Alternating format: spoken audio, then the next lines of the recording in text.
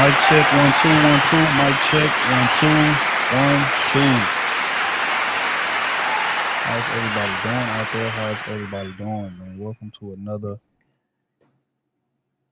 I still ain't came up with a name for it, man. Crusaders, y'all gonna have to help me come up with a name for Wednesday nights, man. I don't like saying live stream. That sounds just too formal. Like it needs to be something cool. Like any of y'all got some ideas on the stage real quick? Nope. A Wild West Wednesday? I don't know. A Wild and Out Wednesday? See, wind down Wednesday, wild and out Wednesday. I don't know, man. We got to come up with some fly. I don't want to just say welcome to another Wednesday live stream with the crew season. It's just too formal, man. But again, man, we appreciate y'all tapping in, man. 9:30-ish as usual, as promised, man. It's gonna be a hell of a show. Salute to the Crusader Nation in the building, man. Y'all already know what time it is. It's gonna be one of them ones, man. Mars in the building, Anime, JC, DeSouza, I see you in the building. Look, man. It's gonna be one of them ones, man. We're gonna get to the bottom of some things, especially, what's taking these men so long to get their act together and propose and things of this nature. Is it the women at fault? Is it the men at fault? Or neither at fault? I'm not sleep is ready for this one. He got him a Red Bull over there. He good to go. Mike is good. Mike, check right quick. Oh, Mike. You know what I'm saying? We ready today, baby. Ain't cutting out on me today. Nah, it's gonna be one of them ones, man. Make sure that y'all tap that like button, man. Wipe y'all feet on the walk in. Y'all know how we give it up in here, man. Let's see. Before we get started, I got to introduce these amazing panelists that we got with us. I want to make sure that I ain't missing out on no home cleaning, housekeeping. Pardon me, but I don't know. I'm gonna think of it eventually. But first and foremost, man, we got Mr. Ricky Williams in the building with us. This B Taylor TV in the building. The Queen Sheba in the building with us. OT himself in the building with us. Miss Lucky Marie is in the building with us this evening. Let me another round of applause. She's in the chat wilding out last week, but she here. SB in the building with us. B Security Boss. Hello. Miss Taylor.com in the building with us this evening. And last but not least, B Miss Saida is in the building with us this evening, man. Hello. It'll be a hell of a conversation, man. Yeah, y'all already know how we do it. Make sure that the like button is tapped. Oh, this t-shirt that y'all see me wearing will be available tomorrow, as promised. I told y'all it was coming, man. I'm a man of my word. Give me my credit, man.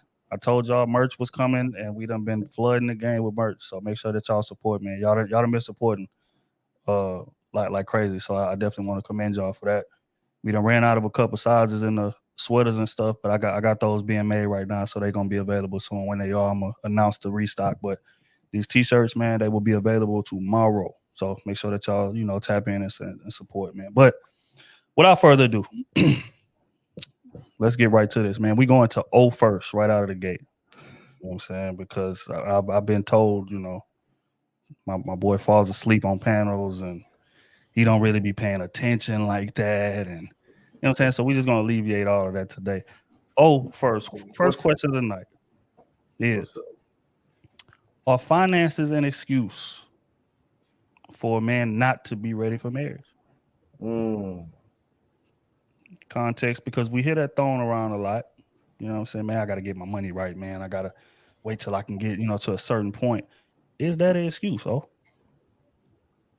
I don't know. It's not an excuse, but I think just knowing how women are, just knowing how you want to be financially in a relationship, yeah, that's like men really, for the most part, hold on to that. They want to be able to provide. They know how stressful it may be if he's not able to pay a bill or something come up, emergency, he's not able to hold it down. So I think a lot of men do get worried about things like that and would rather, wait till they get in a comfortable position before making that commitment. Because I honestly think men really, when they're ready and knowing that's what they want to do, they take that serious. And so they really evaluate themselves. And if they're not able to do it, that's just something that's not, they just can't do at the moment. But if you find somebody that's understanding and she don't mind you having a huge safety net or whatever, you ain't got to have 10K in the bank or whatever. Like if she don't mind that, then yeah, he may be more, apt to do it. But is it an excuse? No, but just knowing how important it is he gonna use it as an excuse. Okay. Miss Luck, is that an excuse? I got to get my finances together, man. My finances ain't together. Is that an excuse?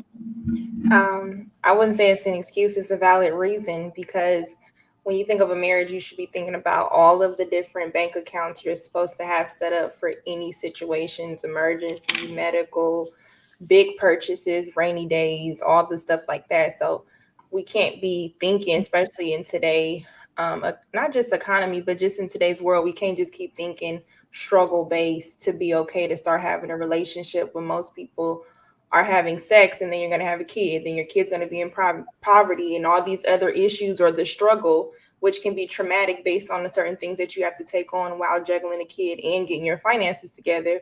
So now you're repeating a cycle, and you're also putting limits on your child that didn't ask to be here, in my perspective. So I think that it's a valid reason if more men thought like, okay, let me make sure I have a pot, you know what I'm saying, to come to somebody with, and I'm pretty much sustaining the pot. They don't think like that. It just kind of seems like, let me beat the woman over the head with why she wants that, because I'm not there pretty much in the conversation. So I think it's a valid reason, not an excuse. I like that. Miss Queen, is a man finances not being in order an excuse? Absolutely. I think it's a great it's a great foundation. I think it's a great excuse, but I don't want to say excuse, because financial stability is a requirement to have a healthy foundational family. A man's job is to protect and provide, right? We want him to be able to provide for his family. When we talk about traditional marriage, and we're going to go that way, and you want your wife at home, you have to come in prepared and ready to establish a sense of family, a sense of security as a man. Now, Lucky made a really good point. If you're out here making babies before you get your shit together as a man, then you need to go ahead and get married, because you like completely skipped A, B, C, and you went straight, right? And you skipped everything that God had in store for you. So you should be financially capable. You should be financially ready to take care of your woman, and then have kids and take care of your kids. So I think it's a good excuse for a nice single man that's working on himself. Absolutely. Okay. Real quick, man. We got to shout out Black Titan in the building with the 100 ball. This is crazy. Right out the gate, man. Salute to bro with the 100 ball. We appreciate you, big dog. It says Crusader Contenders or Contenders in terms of like the name for the Wednesday show. I like that, man. I like that. I say we might have to use that one. I ain't gonna lie to you. We appreciate you, bro. Real rap, man. Yeah, y'all. Matter of fact, y'all keep on throwing names out there. Eventually, we gonna find one that makes sense and it's gonna be fly. I think I'm gonna write up a whole little 10, 15 second official intro that we can give y'all every single time. We're gonna try to make this thing, a thing, man. But Black Titan, salute to you, big dog. Okay, Miss SB, finance is an excuse or a valid reason for these men? No, I think that's pretty valid, but I don't look at it as in far as how much money he makes. But like, he needs to have good credit. He needs to have the ability to purchase, things of that nature. The money comes and goes. Money is pretty easy. So I don't know if we could put sometimes men may want, the number that's ringing out now, 6 figures. I think that would be an excuse, but good credit, having the ability to be able to purchase a home or, to get an apartment, to have a car, things of that nature is very, very important before you would take on a wife. Yeah, I agree. I think, with finances, man, and again, not necessarily saying you have to hit a certain number before, but I think Right. it's a certain maturity level that you got to reach with it. Like how well is your management? Because again, you are leading the family. So even if your wife is better with finances than you need to have adequate knowledge to be able to step in and to be able to oversee, right? So, how can you oversee if you're undisciplined with money? Right. If you all over the place, you got debt here, debt there. There you You know what I'm go. saying? So I think, getting right financially, I don't think it's an excuse. I think it's a valid reason. Plus, we're just gonna be honest, women ain't respecting men who ain't, or aren't able to handle their finances. And most women, you know, they got to have a specific number for them to respect you. We're just gonna keep it real here. But in my opinion, I think again, how you handle it, how's your money management, and until that's in order, you need to stay far away from a relationship. In my opinion. But Miss Kayla, what do you think? Is it an excuse? Yeah, I think that. Well, I don't know about an excuse, but I think like Lucky said, I think it's a valid reason. If you are not able to financially secure yourself, I think it's selfish to take on the responsibility that you're not able to fulfill. So I think that you should position yourself for that before you get married. And you should put the plan in place, you know, have it ready, get it ready. Like you should have it together. You know, by the time you say, I have a plan, how you telling me about a plan that you don't got yet? You know what I mean? Get your plan together and then come and you know, find a wife. But yeah, so I think it's definitely a valid reason. Okay, Ms. B. Taylor, is it an excuse? Hold on, you got to unmute. You got to unmute. Sorry. I agree with everything Sheba said, but I do want to add, like, what does security look like for you? Because security for a man, he can be financially secure to the woman, but he may not be in the place that he wants to be, right? So a lot of men are like lingering on women saying, well, I'm not, yeah, this business is successful, but I got a lot of work to put into it. So you just have to wait until this works out, or you know, until I have this amount of money and I'm making this amount of money a year. So like, I think that's where the miscommunication goes with men. And I agree with you, but like, if you are here having kids as a man, like you already did it backwards, go ahead and just get married at this point, because what else are you doing? Like, you know, so I agree with that part. But I think that when it comes down to men saying, well, I'm not financially there, like you got a great job, you got a car, you got a stable home, and you have enough money to save up for a ring, like don't wait until, oh, I'm waiting until I'm the manager or the CEO of the company. Because you do have men out there that's like, oh, I'm not financially stable, where they are stable, they're just not where they want to be. It's fair. It's fair. Rick, is it an excuse, man? Man getting his finances together. Is it an excuse? Aren't they all? Aren't they all excuses? Right? I mean, an excuse could be the reason too, correct? Right? So I look at it like this. It's weird. It's weird to me, especially sitting in these spaces. I mean, we say a man should be financially stable, and I believe and agree that most men that are responsible would say that. But I look at it like this. Ladies, aren't you kind of robbing yourself of building with that man? Right? Because if you want it all done on the table and the platter before you even get there, right? So an excuse not to marry you too is that, hey, I built all this stuff up. I don't want you taking half my shit. Excuse my language. Right? So again, it's just your preference as a lady, what you willing, you know, how you feel about that man, how much you believe in that man. Right? If you believe in him, I mean, your job is to preserve and nurture. Right? We hear the stories that, you know, if a man has the capability to make $1 million with a good woman, he can make 2. Right? So again, but I do honestly feel if we're talking on the baseline and the bottom, you know, normal, regular people, right? A man got to have certain things together before he's able to take care of family. Right? And this is what I've been saying forever. This is why guys buy cars and dress the way they do and buy homes, is when they see that woman that they want, that woman can see he provides a certain level of security, a certain level of provision. And this is why I'm gonna continue to put to y'all, women, y'all don't understand y'all power to guide and lead men to be greater. We need each other at the end of the day. That's all I got. So, go ahead, Kayla. So, you know, I definitely agree, Ricky. I do think that depending on where you are in your life plays a factor in that. because it says something to me about execution. Like if you're saying if you're, you know, later in life and you want me to believe in something that you have going on, I can definitely do that.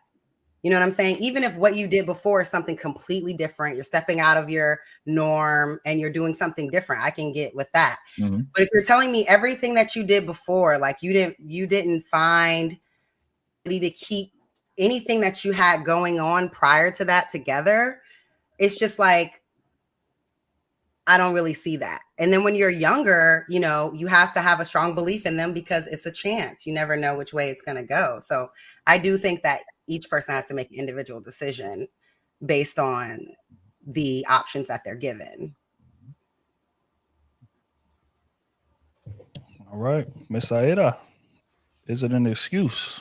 Hey man, I ain't got my finances together, man. Is it an excuse? Everybody made really good points. I don't see it as an excuse. It's a valid reason, as you know, a couple of you mentioned, but I think it's more like they are afraid, because a man can have certain stability, they can have the capacity to buy a home, just like, you know, Security Boss mentioned, and have those things and have the woman, but he's still thinking that she expects something specific wedding, you know, she's expecting something and he's not there. That's a different point, you know, because that could be probably women are not settling for just, oh, a city hall wedding, or, you know, like just have it on paper. Because if it was up to him, he'll be like, let's go get married right now. You know, but sometimes it's that reason too. Yeah, I agree. I think you know, it's nothing. Women often allude to the type of, you know, I guess marriage or the type of lifestyle that they want to leave without actually saying it. And Said, all right, as a man, we're gonna process that differently. It's gonna be, oh, okay, well, she expected this. Yeah, I'm not there yet. You know what I'm saying? So let me wait until I get into that spot before, so I can give her what it is that she wants, or in our head, what she wants. She may just be alluding to, you know, preference, or like, hey, maybe we can get there one day. But as a man, we thinking, okay, no, that's the barrier to entry. So let me make sure that I got, you know, my ducks in a row. When in reality, you know, I agree with what Ricky said, which leads me to my next question. You know, is it ideal for a man to come into the scenario with it already, or build it with that woman? So you know, that's a question that we're gonna get to real quick. Make sure that y'all tap that like button, man. I'm into this disrespectful variance, man. Make sure y'all tap the like button if y'all enjoying the conversation. It's about to get even better, man. Salute to. Real? Can I ask something real quick? Mhm. In your country, is still practice that where the family of the bride pays for the wedding? Shit. My dad paid for my sisters. That's cultural, I think.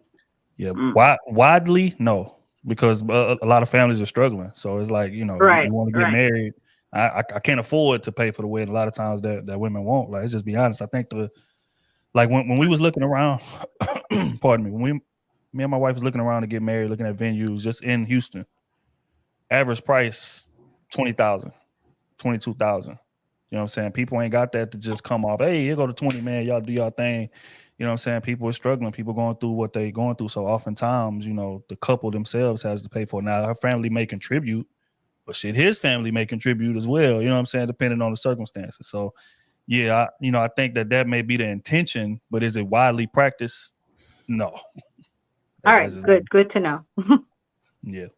But yeah, so again, like I said, man, my next question, man, would it be ideal? Because me and the boys was discussing this on the pod, and I didn't realize we was arguing that long. We was arguing for about 30 minutes in terms of would it be ideal for the man to come in with it already, situated already, the house that he wants long term already, the money that he wants to make already, the car that he wants to drive already, and present a package to a woman? Would that be ideal, or would it be ideal for him to meet that woman and build it together young? What's y'all take on that? Oh, we coming right back to you first, man. Oh, what? No. You know what? No, because we just got been arguing for 30 minutes. Y'all know what we'll take is. Queen, go ahead, Queen. Absolutely. I think that's a perfect recipe for an introduction to a marriage.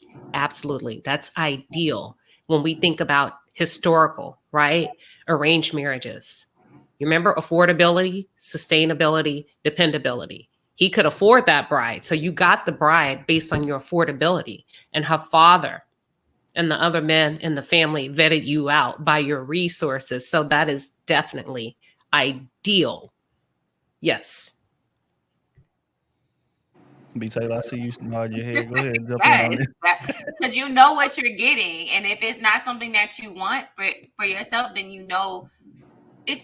I think it's just ideal. It is ideal. It works out for both parties because he has something. He's like, this is what I'm presenting. I'm not. This is my plan.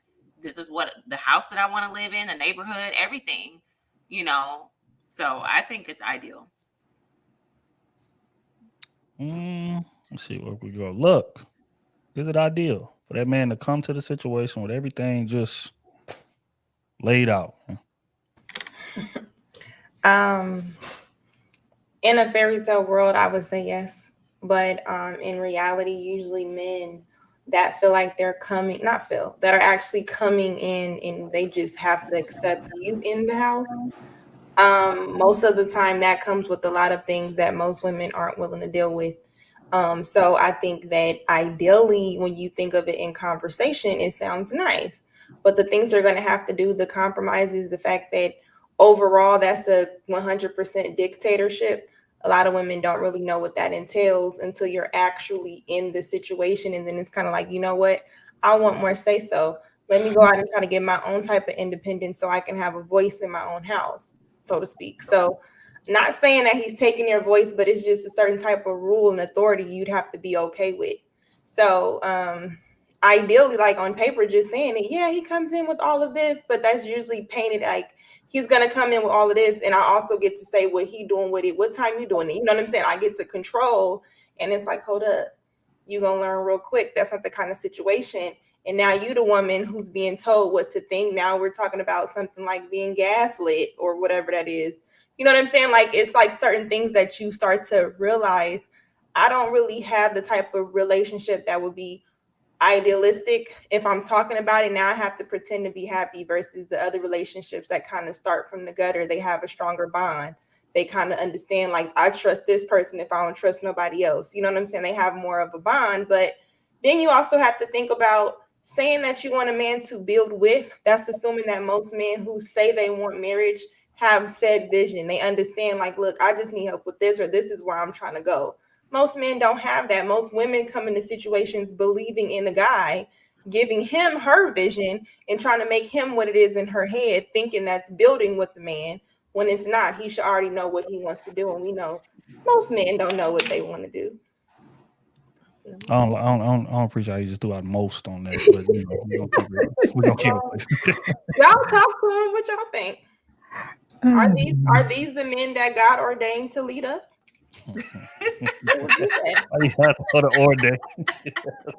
You talk about defending a woman. They ain't got no queens to lead. Oh, she want us to get shot. And it's like, dang, I just said defend me. You say anything that seems masculine. Oh, okay, I just want to pay for dinner. Dang, she want me to trick. Dang, dude, calm down. It's like $75 or whatever, depending on how cheap you are. Like they complaining about a woman taking their money and they don't have none. So you let me know what you think. But see, I think my boy O just kind of touched on something. You understand me? That's very, very, very relevant to this conversation. I think it says plenty of men that are, what did you say? Ordained by the good Lord to lead, right? Lord with a T, to lead. But are there many feminine women who are bringing value to the table that's intangible, worthy of this leadership that you asked for? I feel like that's a whole nother question. Feminine? Huh? Why? What happens in a household when a woman does not really relax in her quote unquote femininity? What is going on usually in the household? Is it an environment where she can feel like she can be 100% feminine? Or is it an environment where she seems like she got to also think like the man, so to speak, too?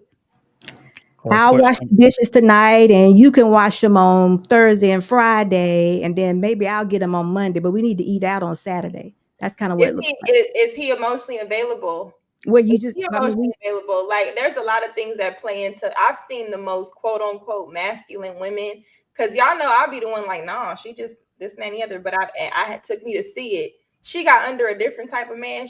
I'll be looking like, girl, you gonna let him just? He said, let's go. She like, okay.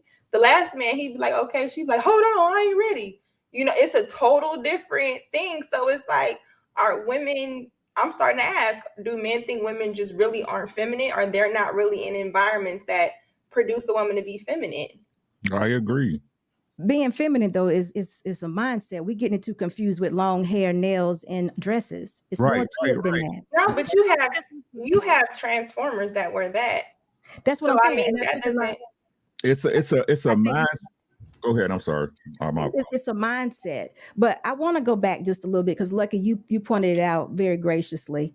I want to answer the question because it's best for a woman and a man to build. A single man that has a plan and that wants a wife can do very well in a condo or a 2-bedroom apartment. When he finds his wife, then they should go buy this home.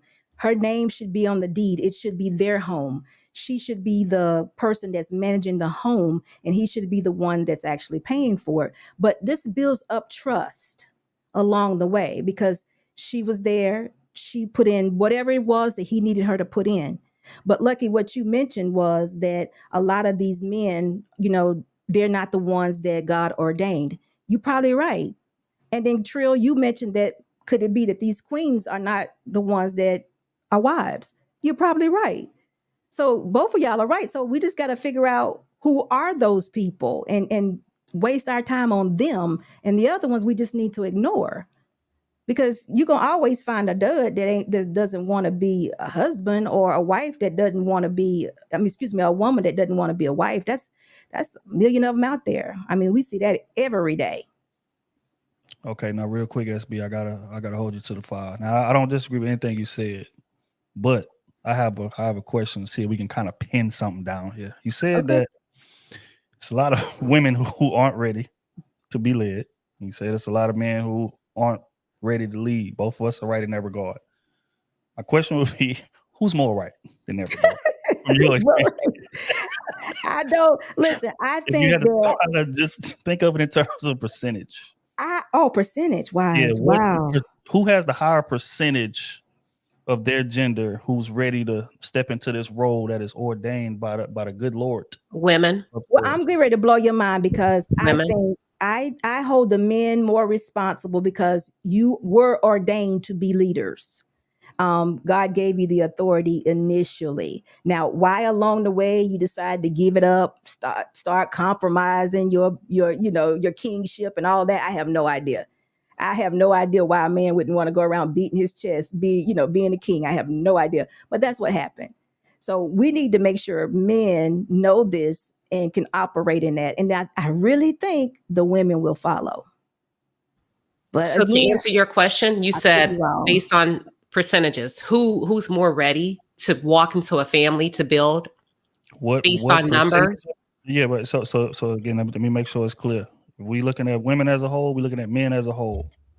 Who has the higher percentage of each that are ready to step into this role that we're talking about? If we're going by has the higher numbers, percentage out of men and women? if we're going by numbers, because numbers cannot be disputed, women are ready. Women, because 67% of Black children are born into single mother households, no father. So women have to raise their children, period, with or without a man. That does not absolve her of her duty. When a man chooses to leave, he is not left with the responsibility of raising children unless he gains primary custody. So based on statistics, when you say who's more ready to build a family, women. No. See that? Hold on. Again, that's why context is important here. I didn't say who's more ready to build a family, because just because a woman has kids doesn't mean I'm gonna get to the other a stat. suitable wife. So what I'm saying is this: Okay. who's more ready to step into their role as a whole, like as a man, step in prepared to lead with a decent foundation, or a woman who's willing to step in and be feminine and be a wife and be with that man lead and follow that man's lead. If he's setting who's more ready? Are you moving the goalposts on me, Trill? Because I'm gonna follow you. I got a play I can call. I've been asking the same question. Okay, I the just keep second- narrowing it down. 'Cause I want to make sure that it's concrete. That's Okay. all. The second part of that. So in 1940, they did a study of Black families. I think it was about 49-50% of Black women that were single mothers were below the poverty line. In 2022, it's 29%.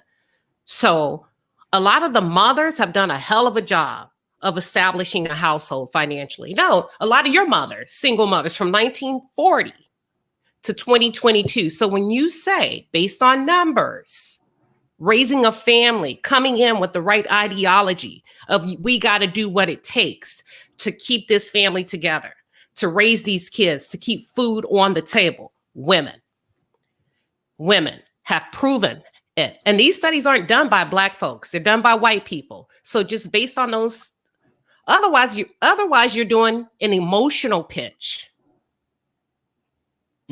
So again, because I can't let you slide with that, because what you're implying is because a woman has, again, made a choice to have a kid and step up and take on a masculine role to provide an environment for that kid to thrive in, that means she's ready to step in and be a wife to a man. Those are two totally different things. And oftentimes She had a kid or they had a kid? Because I thought it was a they thing. They had a kid together. You said she decided to have a kid. They decided to have a kid. Wait a minute, because we are getting caught up on things that are irrelevant to the point. Oh, let's just say, okay, you know what? Let's say they decided to have a kid, right? But what I'm saying is the example that Queen Sheba made was a woman who's been forced to operate in masculine energy. And what I'm saying is there's no correlation between her being able to provide a comfortable environment from a financial perspective. There's no correlation between that and her being able to step in to a man who's willing to lead and be that feminine, supportive, woman that man needs to help run that household. Those do not correlate. And oftentimes one gets in the way of the other because of her history of having to so let me ask you this, Trill. She's been so used to doing that it prohibits her from stepping into a relationship with a man once she finds one and being completely feminine because she's so used to being masculine. So let me ask you this. Those two things do not correlate, but that was very slick of you to try. No, because you changed your response after you had a question. And when I came in and I threw that Hail Mary, you went back to the bench and recalled a different play. Come on, you changed it after I answered. False start. It was a false start. But listen. So let me ask you this real quick, and I want somebody else to go.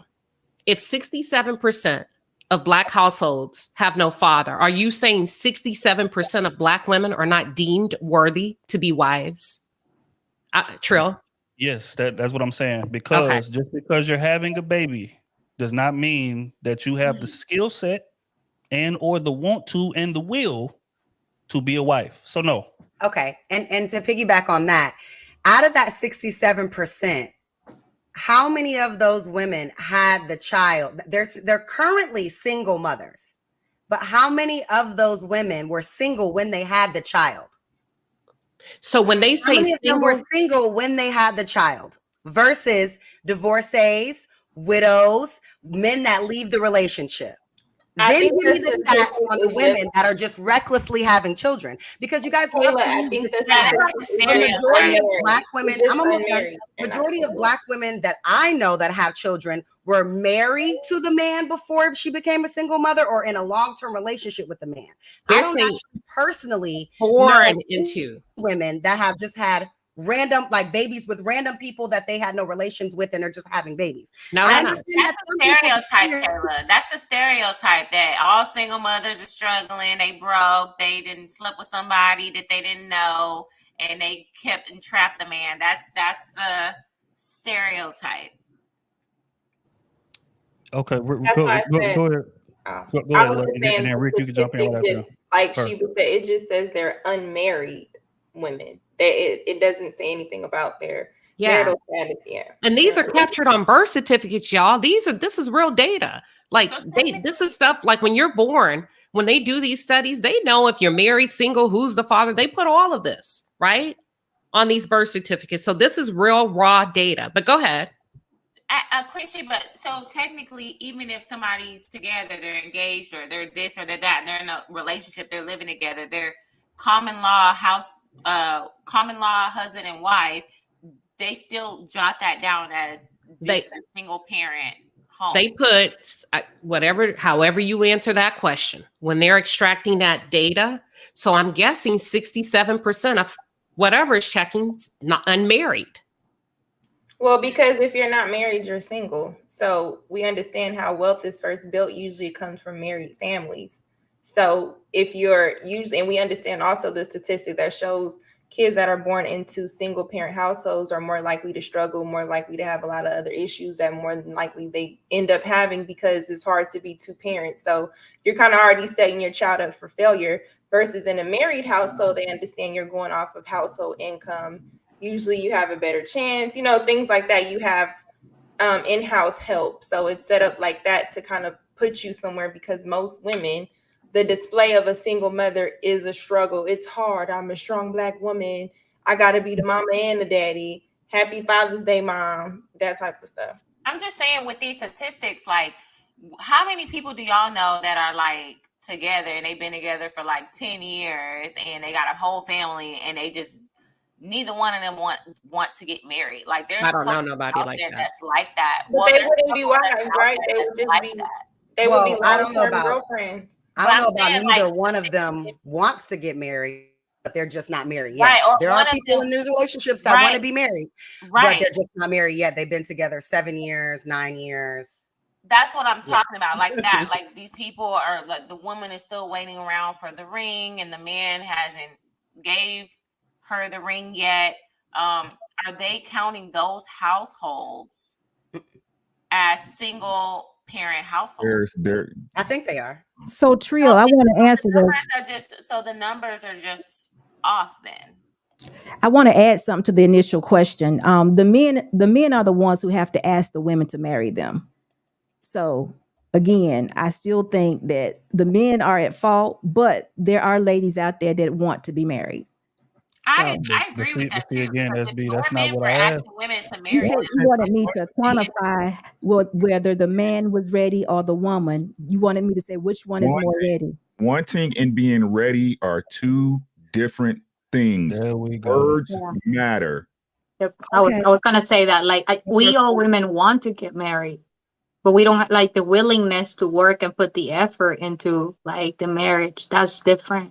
But I'm only speaking of willing women. That's how I began. Right. I only said women that were willing. And that's but I agree with SB. The man is the one that asked for the marriage. So if it was up to a woman, like if someone asked me to marry, like we will say yes. But most of the time for women, it's like under certain conditions. Like I have to, which what I mentioned earlier, it has to certain conditions that I'm expecting from that man.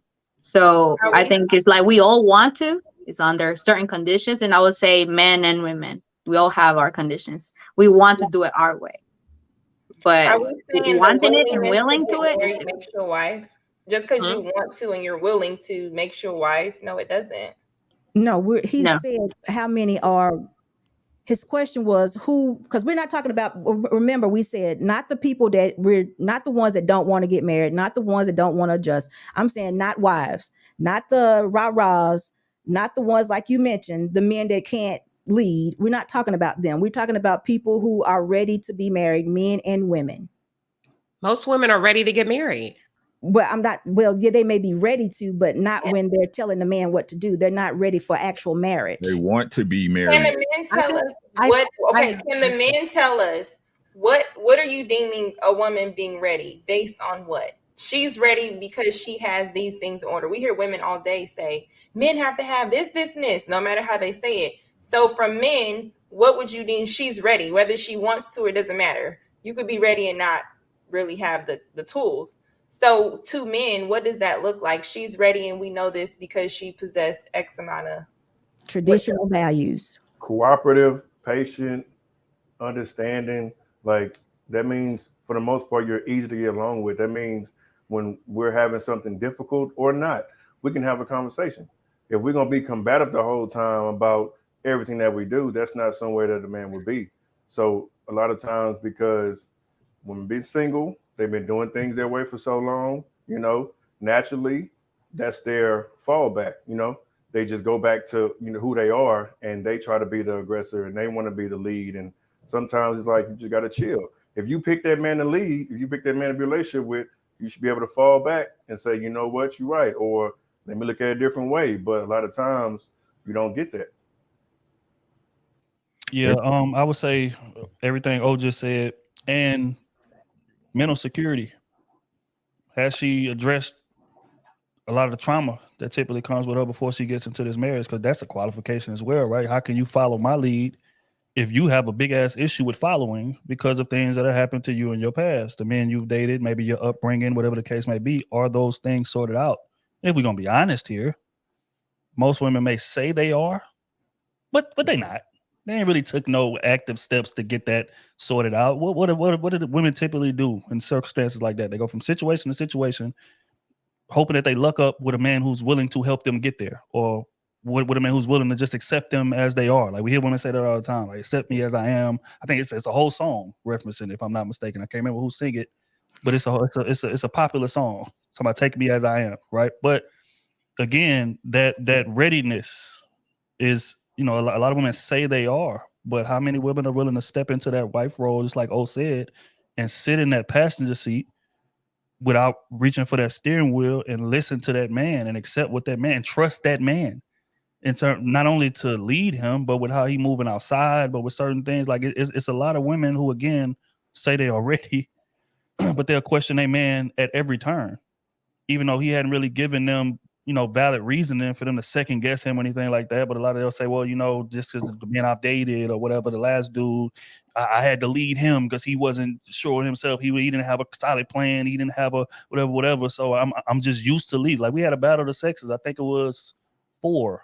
Where I was sitting next to a young lady, and she was echoing these exact same sentiments. Why can't you just show me the GPS where we going? I mean, I've dealt with so much stuff. Like, it's giving me anxiety to just sit in this passenger seat and just follow your lead blindly, even though I chose you to be my man.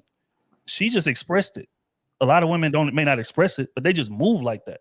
So as a man, when we feel like we getting just questioned at every turn of the way, it's just like, damn, like, how much faith do you have in me to lead this ship? And the fact is, a lot of women do not have a lot of faith, Facts. even in the men that they picked Facts. to lead. So if that's the case, you may be willing to get married, but you're not ready to get married. Two different things. Are you ready to accept the terms of this agreement? My agreement. I ask you. It's just, women, y'all, most women expect us to plan dates, plan vacations, have a plan, but then when I marry you and I got a plan, most don't want to follow it. Are you ready to accept the terms of my are you willing to accept the terms and condition of this contract I'm presenting to you? That's when you're ready to be a wife. But if you feel you like, are you willing to get married the way I want to marry? See, that's what I'm talking about. That willing. Hell no. Willing. When you say willing, a person is willing to go. They're saying, I don't know everything, but I got this good leader here, and he's going to lead me through this, and I'm willing to walk through. If they're not willing, ready but not willing, then that's not a wife. You're exactly right. But the willing part, that's big. I feel like everything's the woman's fault. Every week we talk. If she makes more money than a man, it's her fault. Child, if something is her fault, her fault, and we got it. We can take it on. We're strong enough. But listen, we started out this conversation saying, should a woman be open to building with a man if he's not financially as well-rounded as he would like to be? And I think most of us agreed yes. But then I hear y'all talk. Hold on, Queen. Context. Not me. I said most of us. That is not what y'all said. We can rewind the tape. Not me. Would it be ideal for that man, for you to come into it with that man having the foundation and all of the situations already set up, or Lots of things. or would you be willing to build? What was with your a first man? question? And most women on this panel said, I would rather Ideally, come into the situation with the Mhm. man having it built already. I gotta correct y'all. I can't let y'all slide. Lots of things are Go ahead, lots of things are ideal. Ideally, we would all like to live in a 3,000 square foot, la la la. Like Yeah. lots of things are ideal in yeah. terms of us striving. I'm sure men have their ideals on the perfect wife or on the perfect kids and how everything comes out. Everybody has their ideals, but in Mhm. terms of the reality of the situation is that I just don't think that there is an actual true like male leaders in the community because there aren't other males like kind of holding them accountable to that in reality. So if you look, Okay, hold on. I want to ask my question. Hold on, Kayla, Okay.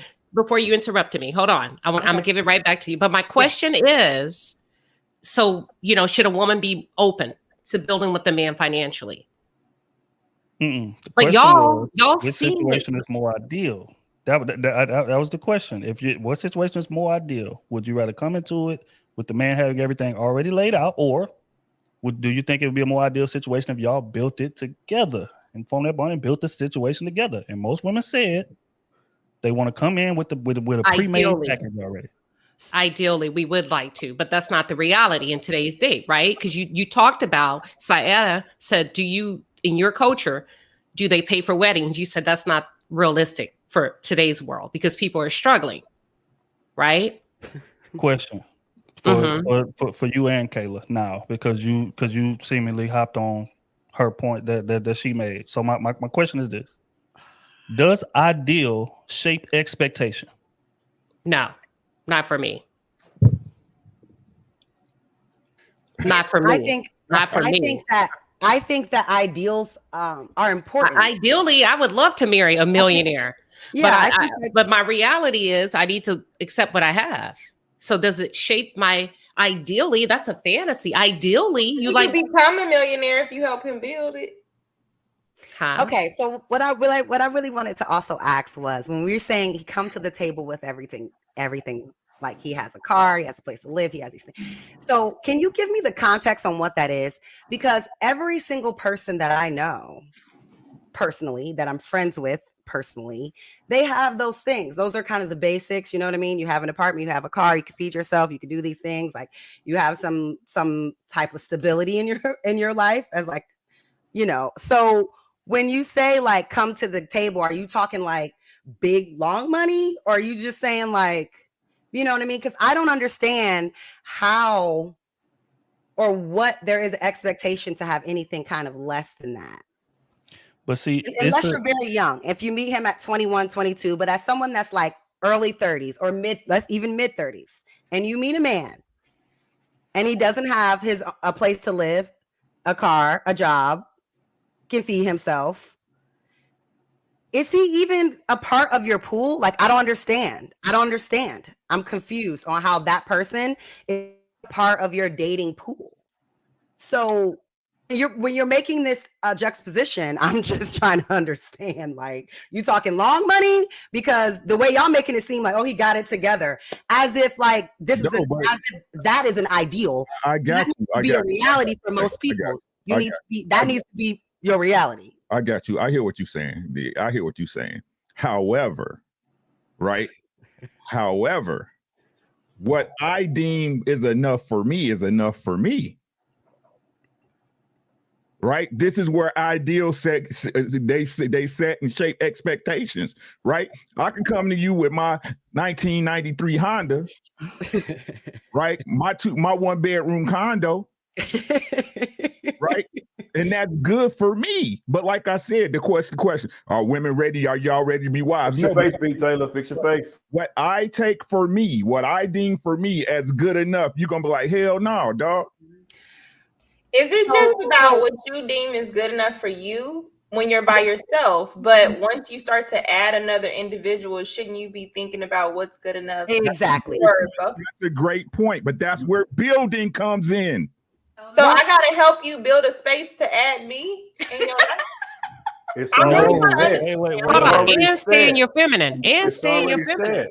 You see what I'm saying? So what are you saying? I'm not saying what you're saying. That's why I'm You asking. coming into my establishment, so what else we got to build? If I'm in a condo, But I have a you're roof over my asking head. me. You're asking You me. wanna into you wanna your be establishment. That's not downtown. masculine. You That's wanna not be masculine. downtown in the Y'all skywalk. asking for feminine Every women, single but one y'all of not y'all. being masculine. No, Y'all need a woman to help build. That's not what I See? said again. See? But this Y'all is missing it. y'all mentality though. Y'all You missing it. Listen to what I'm saying. Listen to what I'm saying. What Lucky just said. I gotta help you build a space for No, me. I asked. Listen, I was waiting on but listen, I'm talking about again. I'm not trying to take shots at nobody. I'm trying to make a point, right? That is the expectation. The ideal that every woman has is that, hey, look, you better have something ready for me, dog. Y'all don't want to help build that space. You don't. And I ain't gonna say won't because that's a stretch. That's a stretch. That's a stretch, right? Y'all most don't want to help build that space. Y'all want a ready-made. Y'all don't want no Build-A-Boo. Y'all don't want no Build-A-Bear. But Trill just said the same thing. No, Trill just said the same thing. He said he don't want no emotionally damaged ass woman. So y'all don't want to build with us Facts. emotionally. No, what? Okay. That's building. Wait, no, That's wait, building. hold on, wait, Fever. Can I give an I see what example? you're saying, Can but I give an example? I'm trying to understand the fact that, okay, if he comes in and it's good for just you, are men really not seeing the problem? Okay, I want to add people to my life. Is it looked at like she gonna have to be okay with this futon and this basic stuff that I can afford by myself without understanding the space that it takes for a woman? Are men not understanding what it's like to obtain a woman to say, is he ready just because he wants to? If he look around his apartment, which I just described, it don't sound like that brother is ready. And how old is he? That sound like a college dorm room type of age range. When we're talking about people over a certain age, you not ready, bro. Like Well, at a certain age, you don't have to say yes. You don't have to say yes to the proposal. You can say you can he's walk not away. getting, but that's what I'm saying. Like, we're talking about people aren't even staying in relations. Nobody is Kimbelling a whole situation no more. They're not just looking for the girlfriend package doing the wifely stuff. That's why it's harder.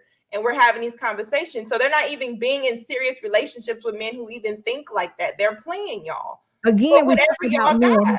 We're talking about men that are not husbands. I want to go back and, well, you know what, Sahira, you said something that you wanted to say something. I'll wait. I wanted to give an example because I don't like to compare life to Hollywood. It's more like realistic, and I've seen it with my grandparents. My grandpa had nothing when he was younger. He had nothing, literally nothing, probably not even land or a house, nothing. Then I remember the first house they lived, they were like poor people. The second house they have was a second floor house. That it was just first floor, and then he built it to a second floor. When my grandfather died, they moved to a new house. It was his land. Just his land was probably 5 times as big as the new house, and the new house was 5 times bigger than the first house that he has. That's building. He didn't die in debt. He was in peace. They have no problems. Like. It's just it's not the lifestyle that you imagine. It's not the lifestyle that you imagine. She said her grandfather. I'm so sorry. Can we? Because I'm sorry. What era was I'm just that? saying. That's what we talking about today. Hold on. These men are about to build, and we're talking about today's men. Okay, with basic because and I agree they with feel you like on that.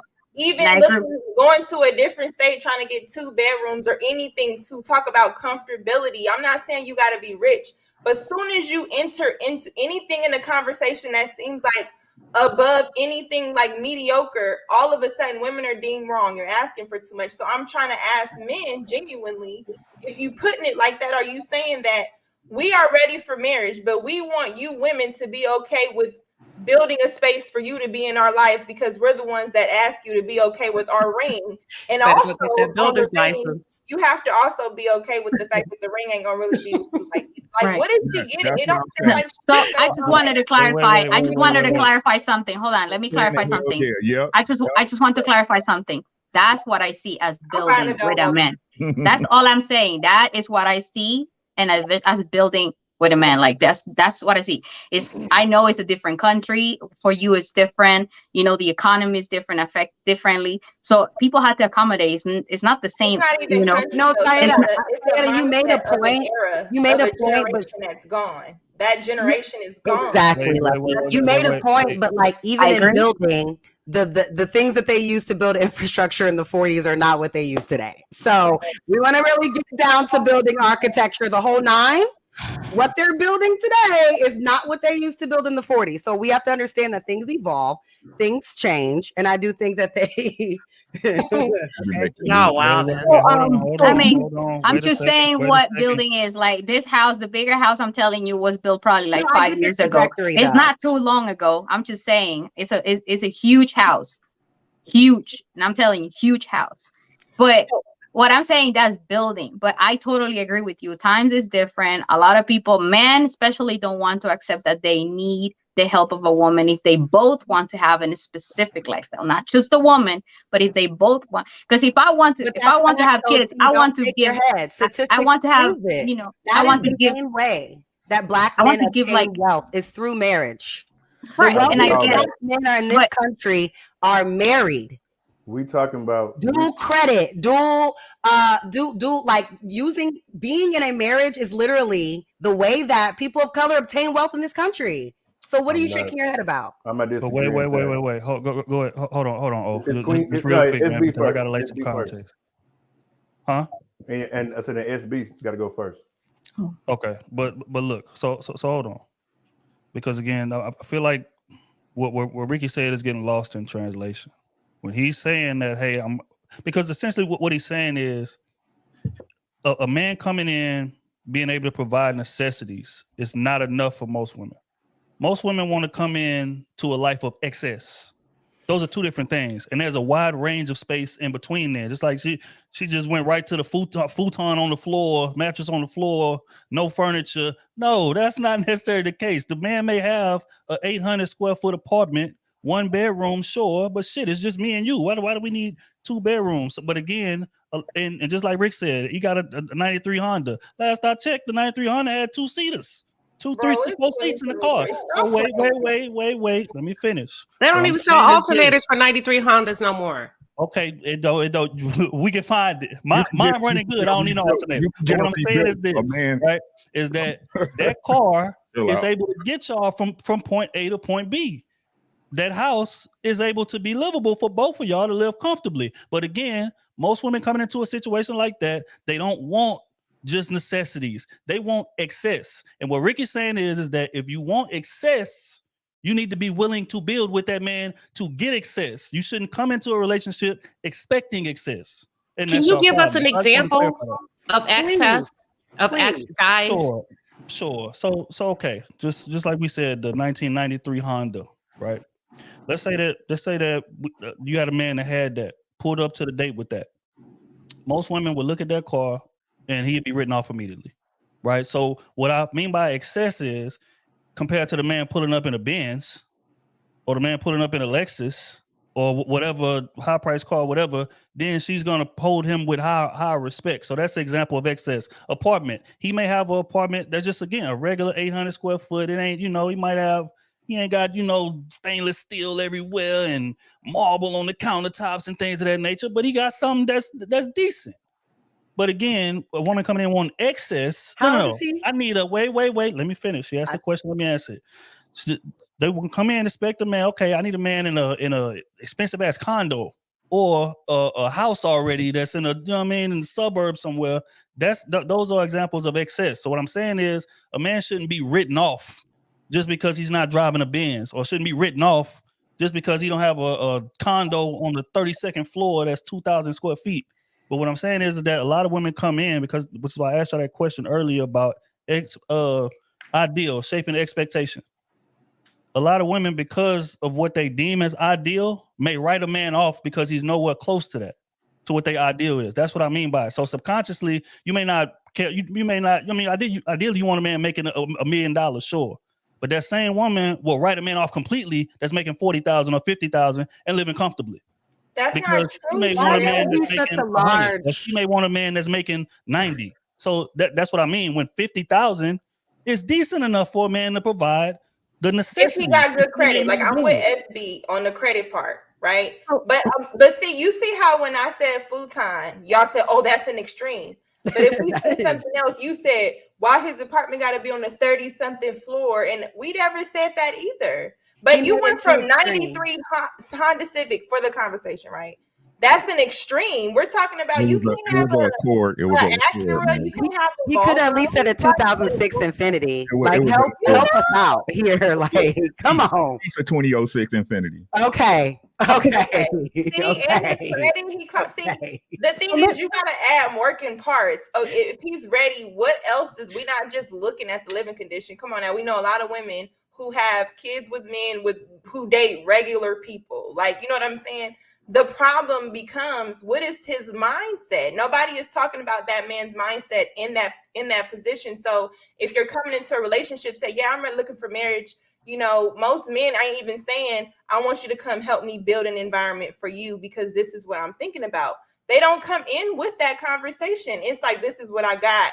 If she's like, okay, it's been 3 years, I kind of want to get a new car. Hey, this car getting you from point A to point B, but I'm not about to be pushing it, or it's been making that noise when we hit the corner. Like, I want something comfortable. So what is the man's mindset that has a 93 Honda? What's his mindset? He's frugal and he's thrifty. But he may have a lot of money. That's true. But if you have a lot of money, most men, and we're talking about in our culture, if they have a little bit of money, they're not okay with the 93 Honda Civic. That's just reality, unless he's a certain age. Hold up. What you just say, bud? Unless he's a certain age. No. Rewind that. Not okay. No, he's not. He probably has a Prius or something else. We're talking about my bad. The car that y'all so dramatic. Can I say this? Let's go back a little bit, because the reason why we got on this is because our men using their finances as excuses not to be married. That's how this all started, right? And so we've gotten off because now we're saying that the women are at fault, which is not true. We never said that. But Lucky, what you're saying is if being a man, a husband, is tied up into your mindset, which is very true, then he's not going to do anything that's materialistic until he finds his wife. That's not what I said. I said, you didn't say the mindset is what we should be looking for when we find a husband? When I ask a question just for more context, so y'all could be a little bit more realistic, y'all say I'm thinking one way. But I'm just literally saying, like, we describe the mindset of a person in this type of environment? Because we have to relate it to realistic standpoints. It might sound good in a conversation, but in regular conversations, look at people's opinions of certain popular standpoint and pop culture that happens where men are saying women. Most men are blaming women for everything. That mindset alone, I don't care how much money you have. You have an internal issue that makes you unrelatable, and I don't care about your ring or being with you because I can't stand laying next to you. Nobody brings that in. Men think you got to want me because all the other stuff is easy. That's what makes women want you, though. It ain't what you have. Are you a man that people like? The wife will see and know that man is the husband. A wife knows that. A wife is not about the material, the ring, the $30,000 ring, the 3-story condo, or the $300,000 house. She'll know, especially if that's the man that has the ability, which goes back to what you just said about the credit report and the purchasing power, is what I said earlier. That's more important than any material thing you can have coming in. Because what if he has all this coming in, then you get this finicky wife or this woman that you marry? Oh, I don't like that. Or heaven forbid, we said a wife. Shouldn't he be likable as well? The men said a wife is cooperative. All these other things. Right, if she's willing to meet you where you are, she's already willing. Go ahead, Lucky. I want to hear you. She's not, but she's not a wife because she came in with complaints. But that's what OT Come on now. She came in with complaints because it wasn't the house she chose. That's how women work. So my whole thing is, what he's saying is it's better to build with a man. Not saying that the man doesn't want things, but it's usually men do things for women. Ricky has been telling us this for all last 4 weeks. Men do things for women. So he would love to have a wife to say, okay, babe, it's time for us to buy a house. Which house do you want? They want to do that. That sounds like a handmaid. They want their wives to be, proud of them in that way. They want that. So hold on 1 second. Let me just try to get this out. That's because it's want.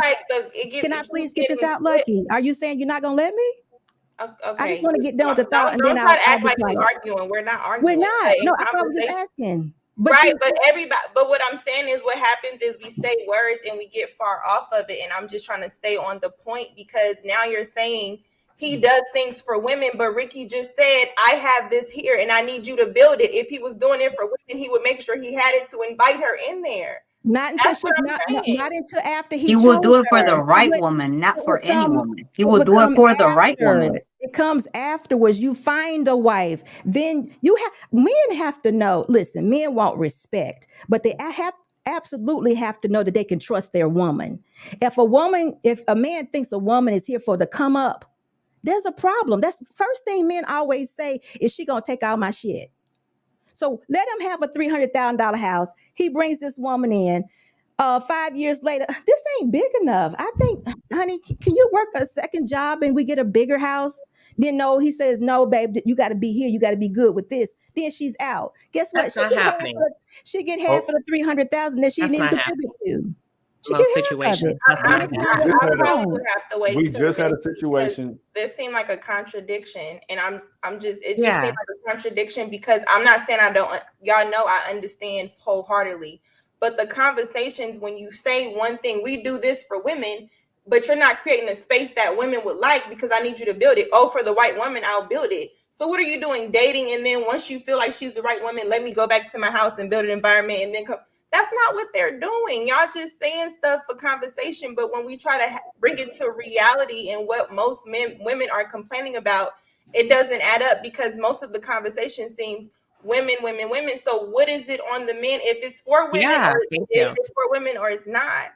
No, Lucky, listen, the man himself, the man that presented himself to you as a God-fearing man, because that's the man that gets married. That's the man that holds the vows. That's the monogamous man that you want. That's him. It's not the random. It's not those other men that you've been talking about. That's the man that you're talking about. The other man you're talking about. The man is a husband. He wants to know that you want him in his plan, that you're willing to let him lead, and the big decisions need to be made by him and in his timing. He wants to know that you'll be homeless with him. He wants to know if you'll do that. That's being down for your man. That's protecting him and you. Will you be homeless with me? So And her if job he- is to protect. if any one Lucky, of you were those right. answers are no, then he's probably not going to trust you. That's why men are saying all the time, I can't trust the woman, because they know as long as it's good, you'll be there. But as soon as something get tough, you're out. That's all they're saying. You got to love me. Love me in this 2-bedroom, 3-bedroom condo. Love me here. And I promise you, I'll get you whatever Accept it is me you at my want. word, So so can you we don't just do say that it's a to me. woman's I'm about to fault? just Can we But just say a everything's a two-bedroom, woman's really fault? man. That's what and we're you're gonna doing. get us out of it? The fuck? Like I would no. I'm not gonna be living in. Can I clarify, please? So again, because expectations shape you, because your ideals are shaped by your expectations, right? If I'm in a 1-bedroom apartment, what do you mean? There still could be a space for you. What I'm saying is that as far as the materialistic things, we can come and grow together within this relationship, right? Like I told y'all, me and my wife, we had a little rundown bummy house. We put a plan together. We moved into a bigger home. And that's what most men would do. If you drive, I used to drive a 1982 Honda, right? Now we move up, we build together, and we get other stuff. You see what I'm saying? The space is there for you. What I'm talking about as far as the material stuff and the things that you deem that you need as a woman, because the truth is, a man, if he's by himself, he doesn't need all that stuff. This is what I'm saying, ladies. But it's kind of like dated. Let me finish my thought, please. I don't interrupt none of y'all. I'm chilling. Yes, you do. Right? I'm chilling. I didn't interrupt. Did I interrupt you tonight, Miss Queen Sheba? Not me. No, you did not. Thank you. Okay, then. Right? So again, this is what I'm just saying, right? You got to be willing to build with that man, because let me just give it to y'all raw and uncut, right? No condom. If a man got everything before you get there, you are an accessory. You are replaceable. You have no skin in the game. We keep having these same conversations. You have no skin in the game. You can get replaced just like the car get replaced, just like a new house get bought, just like new shoes get swapped out. Right? Now, if you're willing to build an empire with that man, you are fully entitled to 50% of whatever y'all earn and put together as a couple. How many women are willing to do that? How many women are marriage material enough to do that? Better yet, how many of y'all are requiring a man to marry you before you even do anything with him, though? If all y'all so ready to get married, y'all so ready to be wives, but it's funny how we say from week to week, month to month, year to year, men keep telling y'all wives get scooped, wives become married, they get married. But all these women are ready. All these women are ready. Are y'all ready for what the man is ready to provide and present to you and build up with you? Or are you ready for what you want at that time and how you want it? And I'm saying, when we say build, we're not saying we got to go find the land. We got to go dig the dirt. Like, you got to start from literal scratch. We're not saying that. We already have a foundation built. So from there, can we go up? But I want to use these two examples. So when we talk about like respect, when it comes to being married or just in a relationship in general, we just had a clip on the pod where a woman wanted to spend $250,000 on hold on. Wait. Hold on. I'm gonna play it right now, and then we're gonna come right back to you. My bad, but hold on. Let me play it so you can get real quick. But it happened in a similar way. Steven Jackson, ex-basketball player, Steven Jackson was about to get married, and he said, I just want to sign this prenup. She wouldn't do it. She wouldn't do it. So that means she don't respect the leadership. That means she don't respect the planet yet. But go ahead, B, because she disagree, huh? Because she disagree. A woman can't, like, it seems like everything's so a woman cannot, she doesn't have a right to disagree. She doesn't have a right to want a full bed, queen bed instead of a food. She has no rights. She has every right. We're just saying if you're choosing that man, you just have to accept his plan and then build from there. Not saying that this is where we're at and this is where we're going to stay or we're going to go backwards. And nothing wrong with that, baby. Yes, I got a queen right now because I've been living by myself. You want a king, I can get that in about 6 months or a year. Are you willing to wait for that? All right, real quick, man. I'm about to play the clip that O was talking about, and then we're gonna react to it. Just real quick. Before I do, man, make sure y'all tap that like button, man. I think it's like 700, 800 people in here.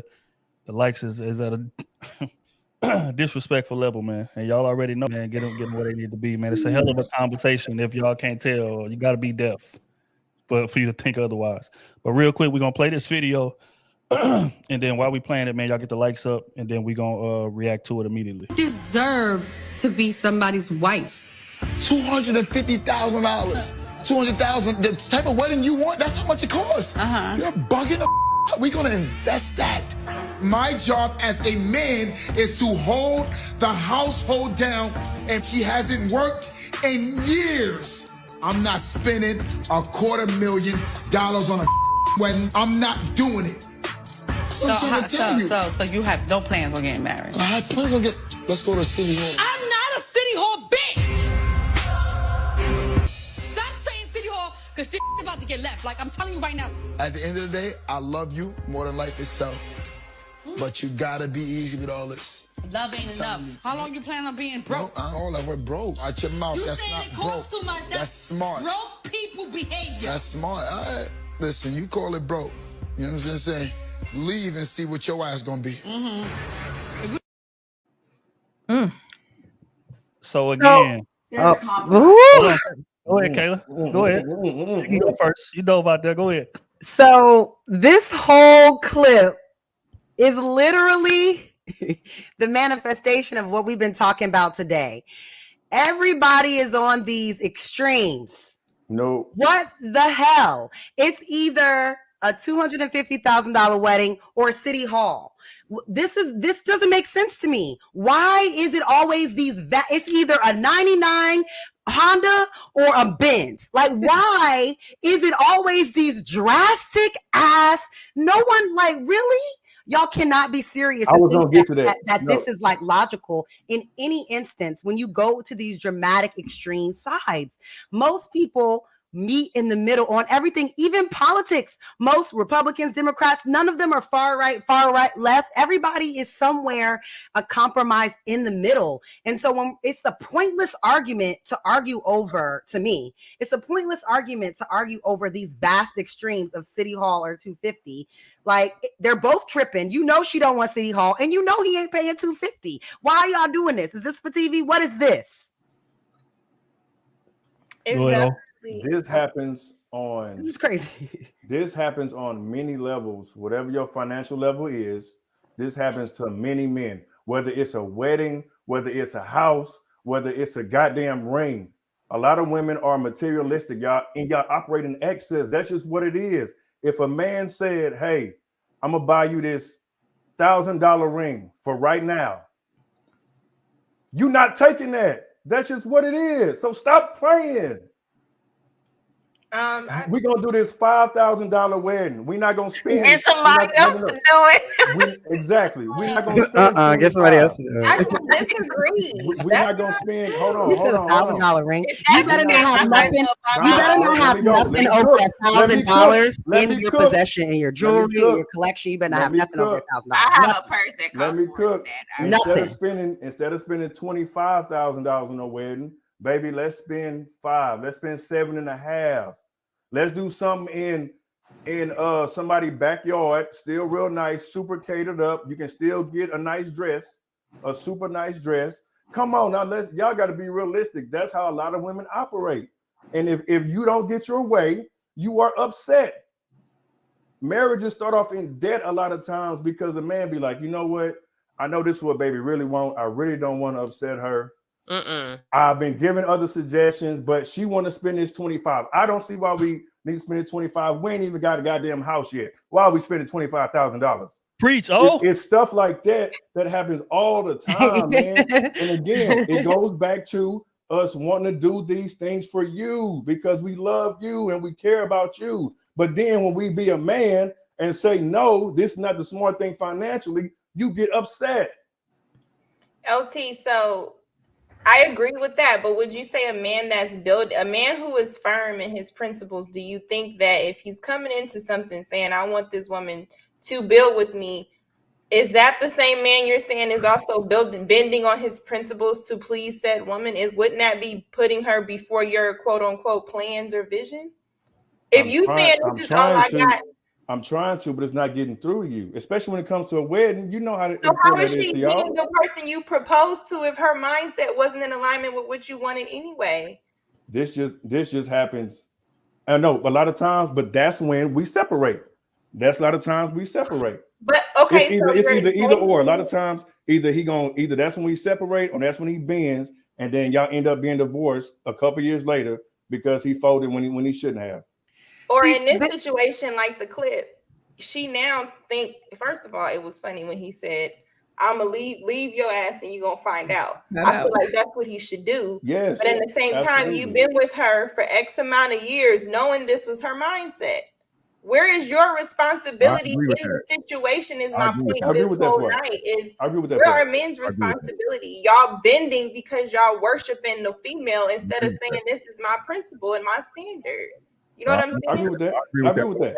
I agree with that. 100%.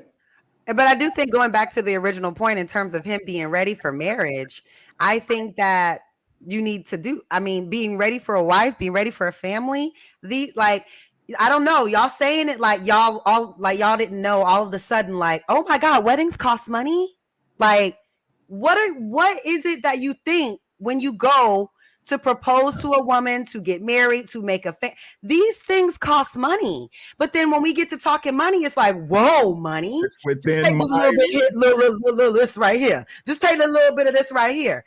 You as a man understand what it takes to have a family, as we majority agreed in the beginning, that it is a valid reason why a man would take the time to prepare such things. So I don't understand, especially like I understand fully rather what Lucky was saying is like, how is it that you want to ask me to be a part of something that you haven't created yet, that you're not prepared for. You want me to come into it and create and me put in work to create enough space for me, but then me not have any say so on how this shit go. Like, this don't make any sense. You gotta pick one. But honestly, and I have to disagree with you all. I have to disagree with you. A lot of women are willing to not get everything they want up front. I got married in my backyard. Come on, stop tripping. I got married. I didn't have a big lavish wedding. I had the wedding that I wanted. We didn't go into what is it, debt, right? To have a wedding. Everything in this house is paid for besides the house. We have no debt, right? So there's a lot of women. Y'all are sleeping on good women. There's a lot of women. And my wedding was great. People thought they were coming to a housewarming, but it was a surprise wedding. So there's a lot of women, the right woman. So maybe, just maybe, if men start accepting responsibility and say, you know what? I picked the wrong one. Yeah. I'm picking the wrong ones. And as a result, I'm saying she's not a wife. It's not that she's not a wife. She's not your wife. Thank you. Yeah, they should be asking these questions earlier. And, you know, like, what do women want? Like, do they want marriage or do they want a wedding? Because that's two different things. See, I like, think what's gonna get you to get if there was divorce involved? Because I'm not thinking about getting married thinking that I'm gonna get divorced. But if there was a divorce, what's gonna give you half of whatever the wedding or the marriage? Going to the city hall or just the pastor talking, whatever. So what do you want? You want the marriage or do you want the wedding? I think they just want some effort and something memorable for their family and friends to come together. Like, and that's nothing wrong with that. I've had friends that spent $200,000 on a wedding I went to recently, and she didn't enjoy that day at all. And it was the most expensive wedding I've been to. My sister's wedding was over $30,000.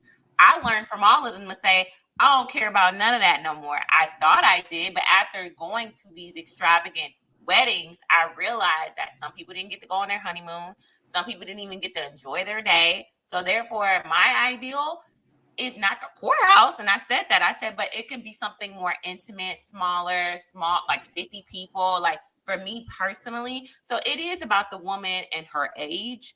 Like, if she has kids or not, like, do you already have a family? It just depends on the circumstances. But see, my only thing is, look at all those variations that you had to put on it to get to the specific woman. And that speaks to what I'm talking about. You and Queen up here speaking like y'all mindset is the majority. It's not. Y'all were willing, or y'all are willing to compromise with y'all man because y'all understand the moment. Y'all understand where we are. A lot of women are just selfish. Let's put it on the table here, man. It ain't being said, so I say it. A lot of women is selfish as hell because they whole life, they done been on that damn Pinterest board, picking out dresses, picking out locations, picking out cake, picking out this, picking out that. So when they get with a man, they already got the wedding planned already, fam. You an accessory to your own wedding. Y'all had a whole show. Wait, hold on. Bridezilla. Y'all had a whole you know what I'm show. saying? So at the end of the day, we gotta keep it real. A lot of women are not that willing to compromise. Shit, a lot of women ain't even willing to compromise on the color of the wedding, let alone the price of it and how much is gonna be paid, who are gonna be there. Like the man put together his guest list for the wedding. He got 20, 30 people on there. She put her list together. It's 250 people on there. That's what I'm saying. Like, again, a lot of women are not willing to bend on a lot of things that y'all are saying. And it may not be 250,000, but it may be 30,000. Just like B. Taylor just said, her sister got married for 30,000. But let's just say that man may not be there. However, right? I gotta agree with Lucky on this part, though, right? Because, like she said, what Lucky is saying is this, right? So if you know as a man that this is not the type of woman you want to deal with that's looking for an extravagant wedding or these certain perks in life that you feel even if you could afford them, you wouldn't want to do those. You shouldn't be dealing with her in the first place, right? It shouldn't even get to the point of a wedding for me to hear her complaining about what she don't want, this and that, for me to even cut her off already, because we should have already had those conversations and those insights. So I agree with her on that. That's what I want to say. But again, It's about, and I'm just gonna be honest. At the end of the day, it's our fault, because why are we dealing with a woman whose mindset is that whose mind state is that way? Why are we dealing with women who not willing to build with us? Why are The only we? thing is this. The only thing is this, Rick, is that in that scenario, think about extravagant and the thing about excess is that it's relative, right? So in her mind, $30,000 for a wedding is not extravagant. That's what all my friends are getting married for. That's the average price. That's what I want to get married for. That's good. But in that man's instance, that may be excess. So when y'all talking about it, she could say, "Oh yeah, babe, I don't really want a big wedding. I just want a couple people there." But when you start planning the motherfucker, then all these people get to add it to it. You like, wait a minute, baby, That's it's what I was about to 300 say, people on this list. It's goddamn $100 a head. Hold on, whoa. So Right. again, you may not even know the extent of what she Right. thinks is extravagant until That's you a get fact. her. That's a fact. But at that point, now you know, so you got to decide. Yes. So, And that's true the too. Yes. The thing is I've worked I was actually wedding planner was my first job at Howard in DC.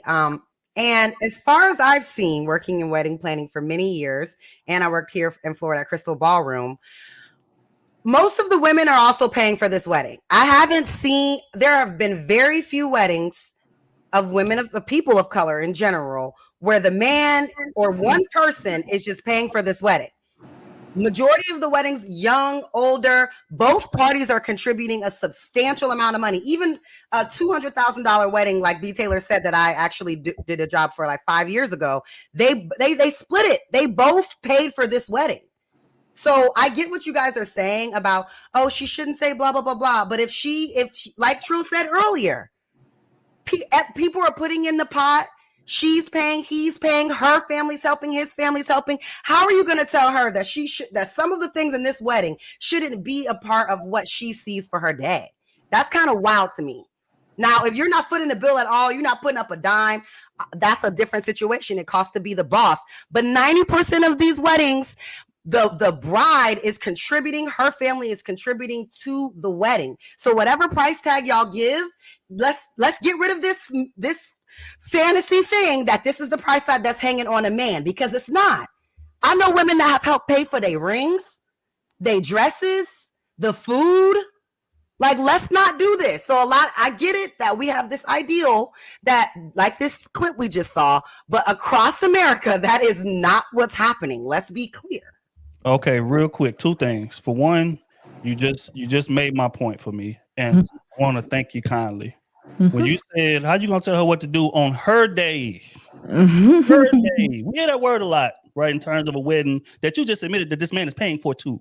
But you classified it as her day, as in most people classify it as her day, right? Okay. That's my first point. So that speaks to the selfishness of women. My second point is this. How is that the selfishness? Do they stand when you come down the aisle? Do they stand when she comes down the aisle? What are they here to see? They're here to see the bride that you've obtained, that you've able to get, that you've prepared a garden for. That's what they're here for. To see the right babe.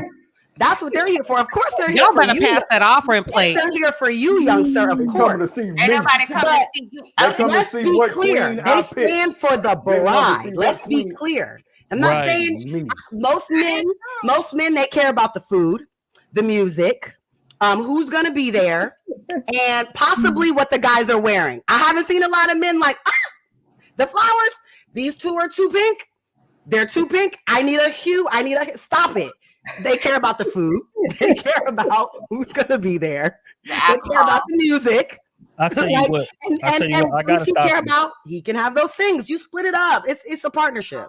I gotta stop you because for one, men don't care about any of that stuff. Let's just call it spade a spade. The only thing a man cares about is my wife gonna be happy on this day? That's the only thing. But what I'm saying is this. Again, to my point that you made. Considering it as her day, even though again y'all both are paying for it, we both are getting married. This is our union, but most people consider it as her day, which means that she's not going to be as willing to bend on her day, right? So that's my first point. Speaks to the selfishness. Second point is just because y'all are both putting in on it does not mean that it's a smart financial decision. The thing about marriage, right, is that we are becoming one, right? So just because you have the money to spend on it does not mean that you should. Because again, after this wedding, after we spend this $30,000, we got to go back home and start our new life. And now $30,000 is not there.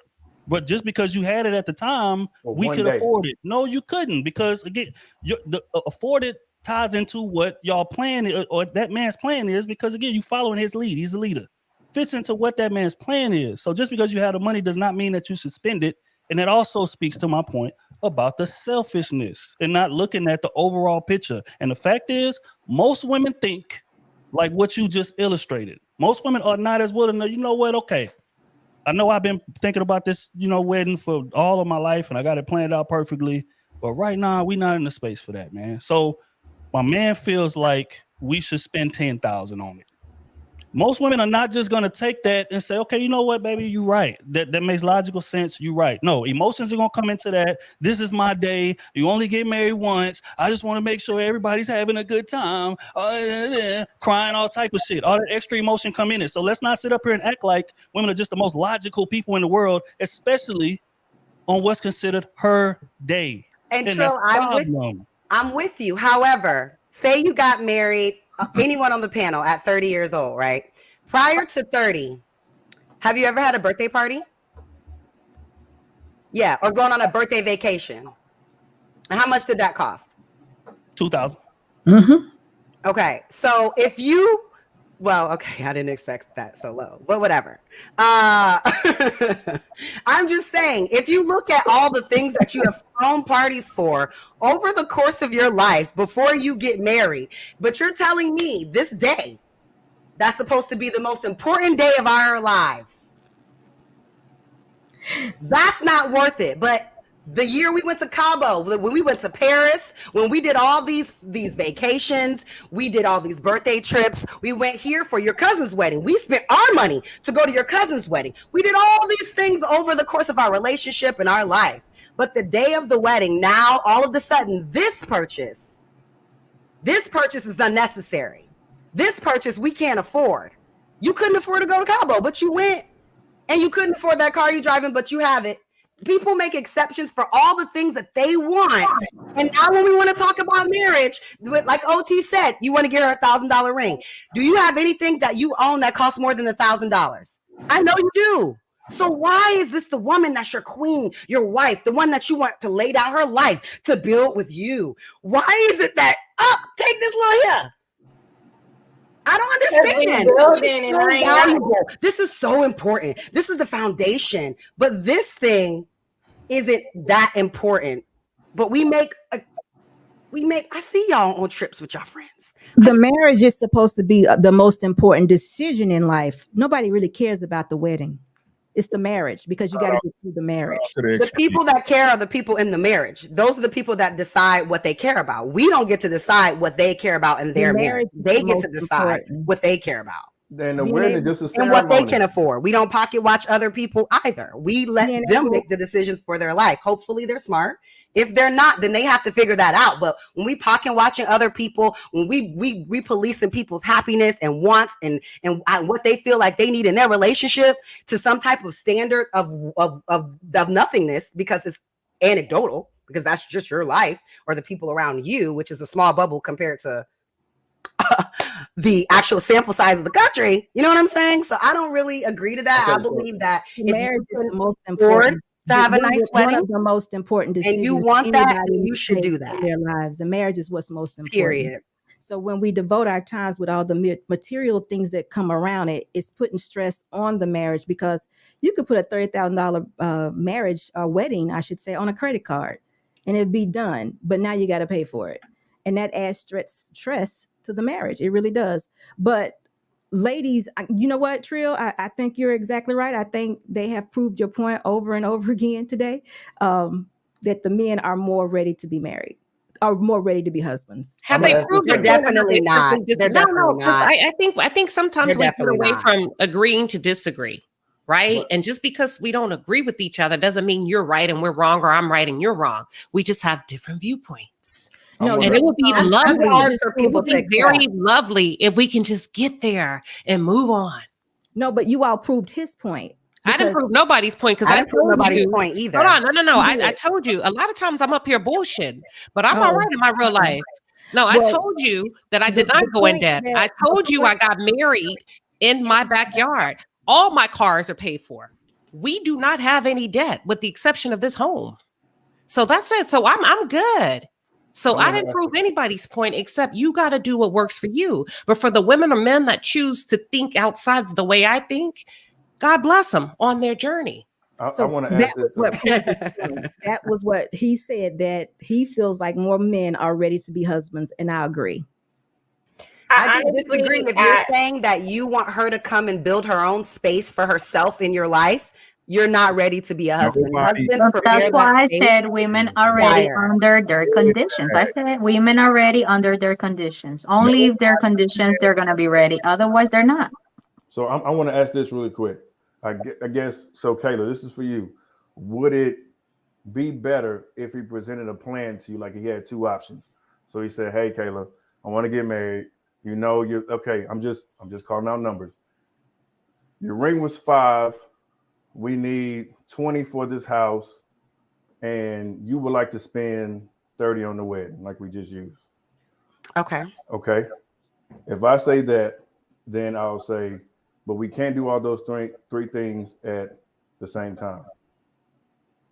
But what we can do is we can put 15 down on this house. I spend 2.5 on a ring and only 7.5 on this wedding. Is that okay? Why? Because financially, for us, for me to still have, let's say I got a pot and I don't want to go below this certain number based on my, ratio, debt, whatever it is. And I just don't want to go below this certain number. Would you concede to that versus having your, I guess it would be like bottom line as far as ring, house, wedding costs? Well, like B. Taylor's father, my father has like money set aside. So we would probably discuss it with him. And when we can get those funds, because, I was engaged before. So he's not like, oh, okay, let me send the money. No, Well, like he's gonna spend a lot of time with you, and I'm sure it'll come up. But I'm saying if the wedding had to come between y'all two, you guys are financing it because we're talking about reality. And for the most part, that's what most people are doing today. Which you asked me. So I was giving you my answer. Okay, and I'm also asking realistically, if that wasn't in the picture, I only know my reality. Your partner. That's the only reality that Yeah, I my know. dad's paying for my dress. I'm not really, I can't speak. All right, guys. All right, guys. I just gave you my reality, and I somehow said okay. it's not good enough. And I said okay. No further questions, Your Honor. Now it's more like remove yourself from the picture, like hypothetically speaking. If that wasn't your reality, it's just hypothetically speaking. Would you say yes to his? That's our reality. We good. Nah, I'll say yes. Just stop. Just stop, man. We're gonna leave it right there. Can I just add? Hold on, real quick, man, because we gotta pay bills. It's getting to a crazy level. But don't forget OT because I got a question. Oh Lord. Okay, yeah. We're coming right to Lucky with a question. Matter of fact, write it down so you don't forget. But yeah, man, make sure y'all tap that like button, man. It's a hell of a conversation. Clearly, you know what I'm saying. I didn't expect for it to be this animated, but it always has a way of getting there. But it's all good. Real quick, man. Kevin in the building with the 20 ball. Said you love the look of the new merch. Keeping it G, man. I appreciate it, man. Again, cruiseseason.com. You understand me? These shirts will be available tomorrow. They should be on the site, cruiseseason.com. Salute to everybody that bought the sweaters, man, and the hoodies and all of that, man. Love, man. We definitely appreciate y'all. And again, it's more dope stuff coming, man. So I appreciate you, Kel. AP Fireball said, "What's going on?" I agree with Kayla and Sheba. Great points, ladies. Shout out to the accountability partner, man. Just knock it off with the 50 ball. My man, a round of applause for the 50 ball. Appreciate you, the dog. Says all my favorite people on one panel. Lucky me. Don't come for me. I literally just uploaded a video featuring most of y'all. All love. It's gonna be the only super chat tonight, though. Don't want the super chat quote unquote order problem again. Keep up the great content. Shout out to Big Rick. Appreciate you. Knock it off. You already know what time it is, big dog. It's love. Spencer with the fireball. By percentage, men are married at a higher percentage. Does that make the man ready? I mean, is he marrying himself or is he married to a woman? So that would make them both ready, right? Or there are more men, there are more women than men, right? So wouldn't that? Or they married to other men? Yeah. Are those statistics in there? Are they all together when they talk about marriage rates? I just want to know. Kayla, I'm gonna need you to relax. What you mean? I don't like how you do that. Get married. What you mean? That's what American. That's the thing you could do in married. America. So I want to know if that factors in the statistic when they look at men that are married. That's all I asked. Marriage is marriage. Fair question. Apparently. We don't want no problems with That's what we do. It marriage is marriage. Y'all live in this country. Come on. Samuel with the fireball. More black men are married than black women in America. What are y'all talking about? Can he pay? Can he come back and pay again and show us that stat? You heard her, man. She said she want to see verification as to the stat that y'all keep bringing. Y'all, matter of fact, if y'all got it, DM it to me, and then I can or just put a link in the chat, and then we'll go research it that way. But I appreciate it. The AP, I agreed on their first points only, then everything returned to normal. Damn, man, ladies, You got to crawl before you walk, baby. You'll get there. Oh man, come on. Money 1322 with the fireball. I got a question. Are women asking for a man to have a paid off home and car before trying to settle down with a woman? Does that mean then he's ready? No, we're not asking for that. I think most women are saying we want to know, are you headed in a direction or are you just okay with being where you are? Because most people like to be ambitious and most people want to be with inspiring, ambitious people. So that's what we're saying. But we understand that for some reason, we're going to keep adding extremes on both sides. When we just talking about regular stuff. We talking about men that's like you said, but also still in the process of building. You can still be building and have all that stuff. You can have $50,000 or $40,000 and have good credit and have access to a lot of stuff. So mindset, that's just what I think. All right, we're gonna keep it moving because y'all real slick about starting arguments in the middle of paying bills. Biggin with the 20 ball, man. I appreciate you. Says if I have the mansion and wealth, why would I want a female with someone else's kids and a nasty attitude trying to come in my house and charge her phone using my electricity that you cannot afford? Damn, that was specific. That sounds personal. You That okay? was extreme right there too. Yeah, that's so extreme. Yeah. Right. That may be his personal experience. The largest, somebody got hurt. That's his reality. Somebody got hurt. Somebody got hurt. That's his I'm reality. sorry that happened to you. No, he's talking about saying if. Yeah. Marcus with the fireball. What up to the panel? I'm starting to believe the women of today are not willing to build with a man, but also trust a man with his vision. I agree, Marcus. Most people do not have a vision. Like, why do y'all make it seem like because you were born with a penis that gave you a vision? No, some people are given vision. Some people are giving opportunity. That's why when you have people who get access to money to change their lives, most people blow it off because they don't have a vision or discipline. Most people are not like that. Right. So with that being the case, if most people don't have vision, do y'all understand the men that y'all looking for are exceptions to the rule, that they're exceptional? And what hold on, understood. But what are you doing that's so exceptional, and men as well, to get an exceptional woman? Ladies, what are you doing so much to get an exceptional man if everybody's the same way? Valid question. I would not allow y'all to answer, but that's a very valid question. Salute to Marcus for the fireball. Pedro with the 10 ball says, what stage of life will these people get married at? There's a difference in lifestyle as you progress. I agree with that 100%. Marcus again said, you're supposed to ride for your husband or wife for better or for worse. 1993 Honda or 2023 Benz. You understand me? But that's a conversation for another day. It sounds like men are saying if you can't accept me at my worst, you don't deserve me at my best. That's what I'm saying. That's not what I'm saying. Don't that sound familiar? It does sound quite familiar. Yeah. That sounds very familiar. That not cover no emotional problems. That's exactly what. Or don't gain any weight. Don't do all of this. Yeah. That belly got to go. And again, I gotta call Cap because that's not the man's worst. But we're gonna continue because before that he didn't have no car, no place to stay. So that was the worst. So that voids your point. But also his words also don't mean Isn't take that- you With as the I am either. fireball says, what happened to for better or for worse, for richer or for poor, in sickness and in health, to love and to cherish until death do us part. What happened to it? I've been trying to figure it out all night, man. Hopefully we can get some type of answer before we get up out of here. Salute to Al for the fireball. John with the 10-piece. Say what you want about the manosphere, about red pill, but women prove time and time again that the community is right.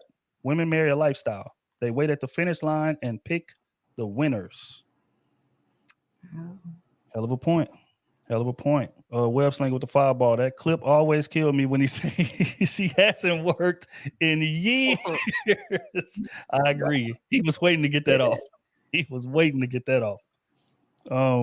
Congo with the 10 ball. Security boss, good morning. Hope all is well. Salute to Congo. Good morning. Goodwill Spirit, the fireball. Stephanie Jackson literally left at the altar. She didn't sign the prenup at the wedding. That is a fact. Yep. Who is That is Stephanie a fact. Jackson?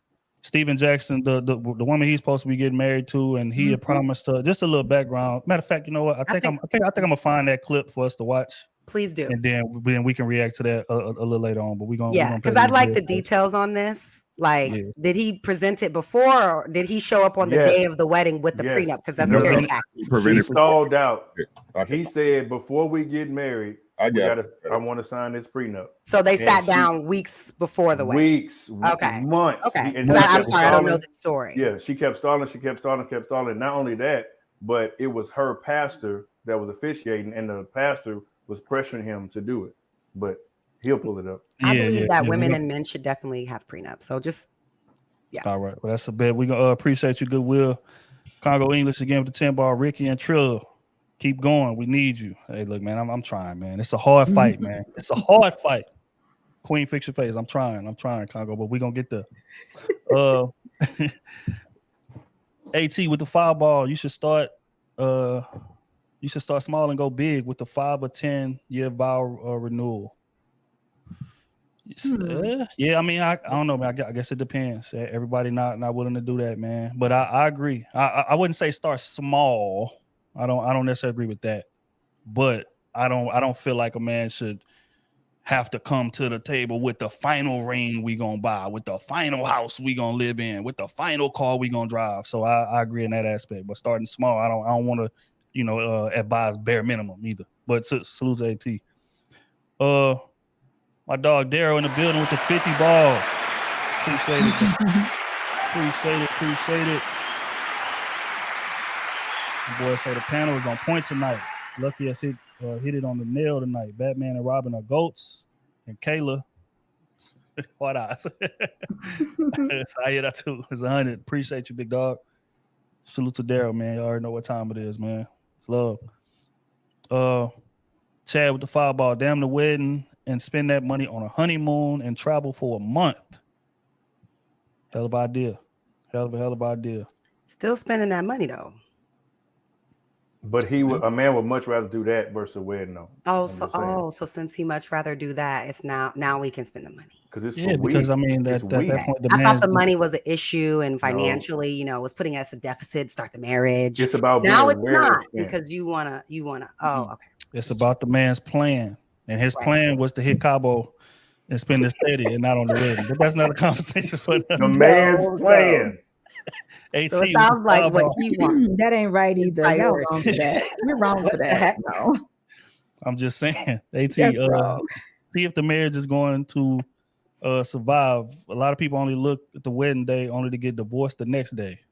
That's a fact, man. There's way too much emphasis put on it. But it's neither here nor there. Bobo with the 20 ball.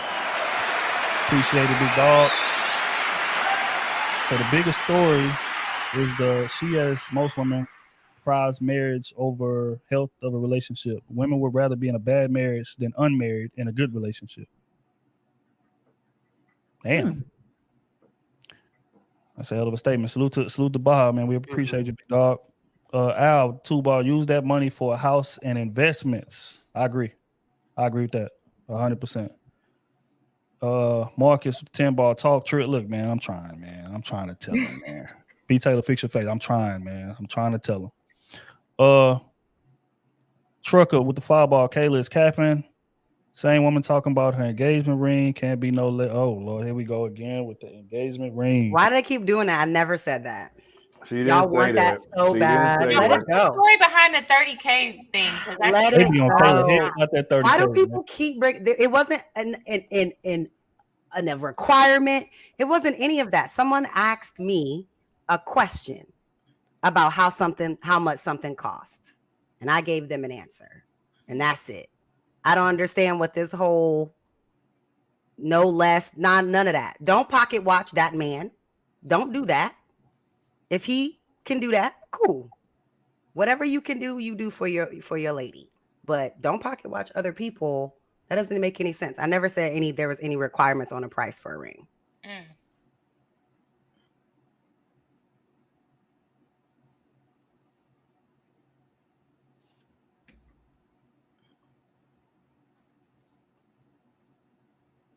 You on mute. I'm glad you read that on mute. Yeah, me too. Because I was like, okay. Salute the Congo, man. Marcus with the 10 ball. Just accept the L, ladies. Trill with the victory. I've been trying to tell them, man, but they hard-headed, man. We're going to get them there eventually, man. Appreciate you. Jay Wilborn with the 10 ball. Sorry, Sheba, but Kayla would not be okay with a backyard wedding. Not all women are created the same. Kayla is showing you her priorities. Y'all aren't listening. You're telling me what I would be okay with? I actually was going to have a backyard wedding at a gorgeous house. Know us so well. They just know me. They were there. They knew about the plans. They were all there. All right. Salute to Aya with the fireball. Genuine question to all the single women on the panel. Since you seem to have all the answers, despite what men are saying, why aren't you married? That is not a genuine question. To have all the, you know what I'm saying? Like he can't even show his real face.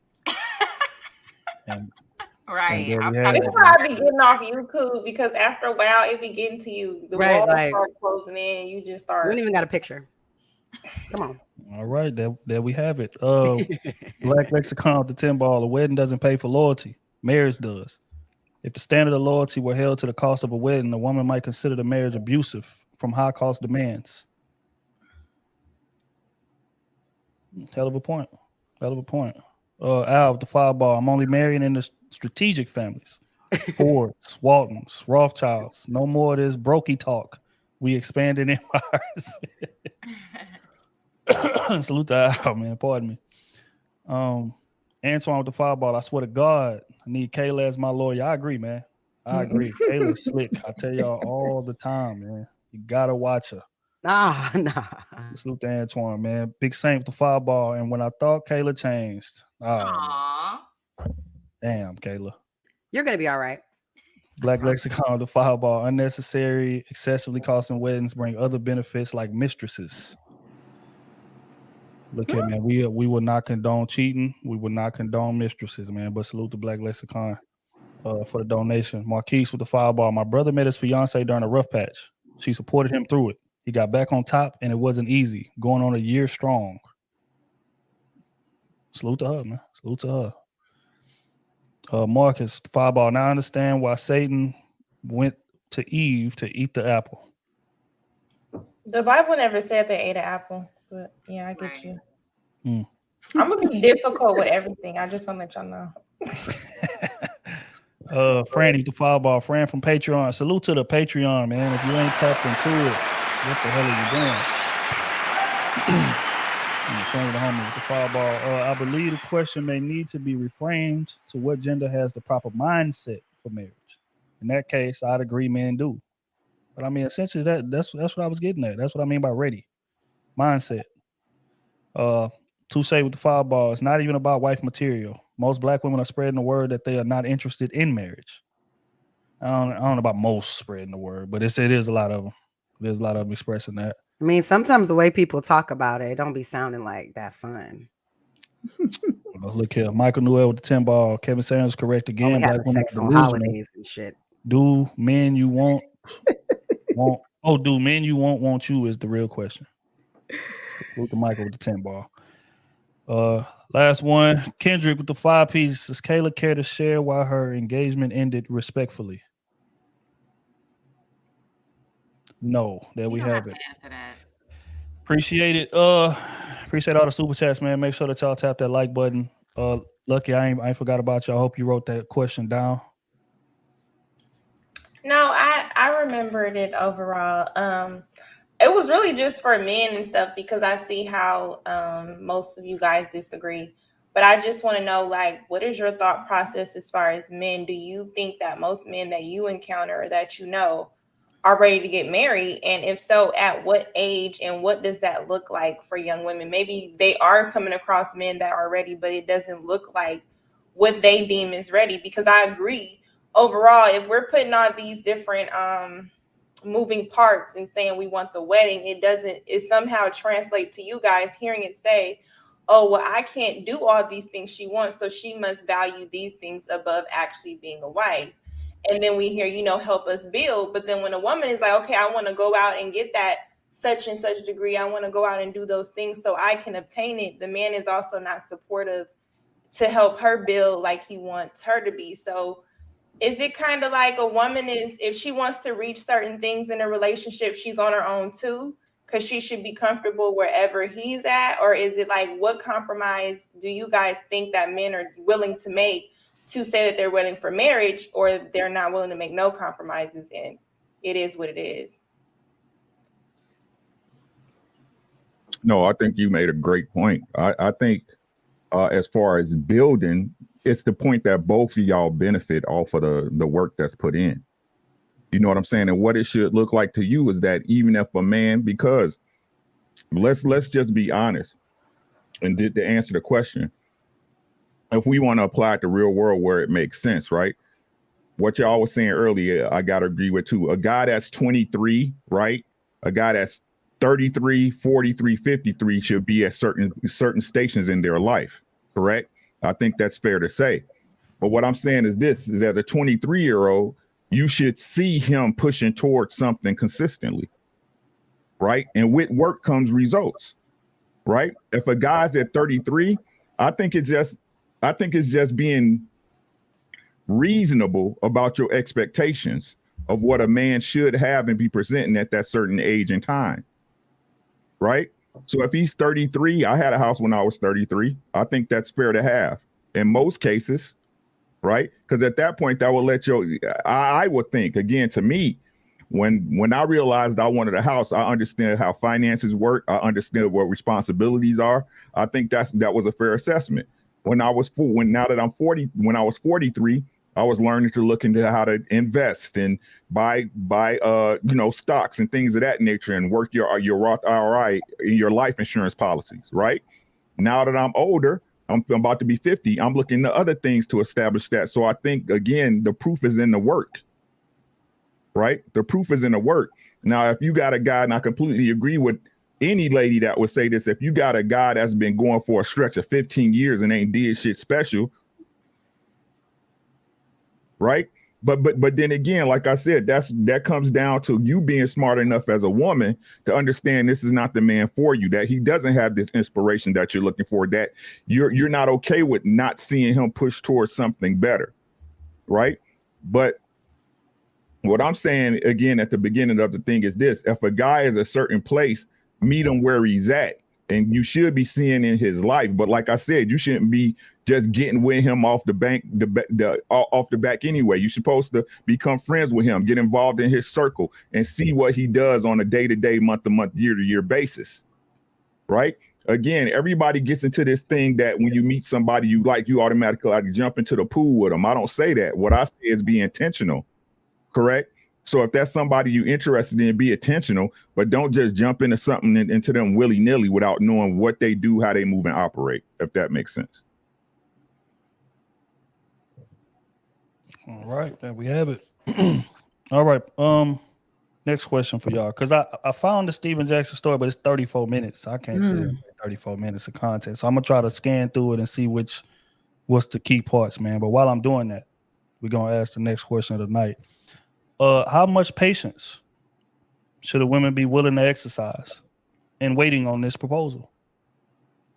Because you got some men take 10 years, you got some men take 20. Salute to Jim Jones and Jewels and But what I'm saying is, men, think at different times that it's time. So as a woman, how much patience should you exercise in that regard in terms of waiting on the proposal, man? 3 years.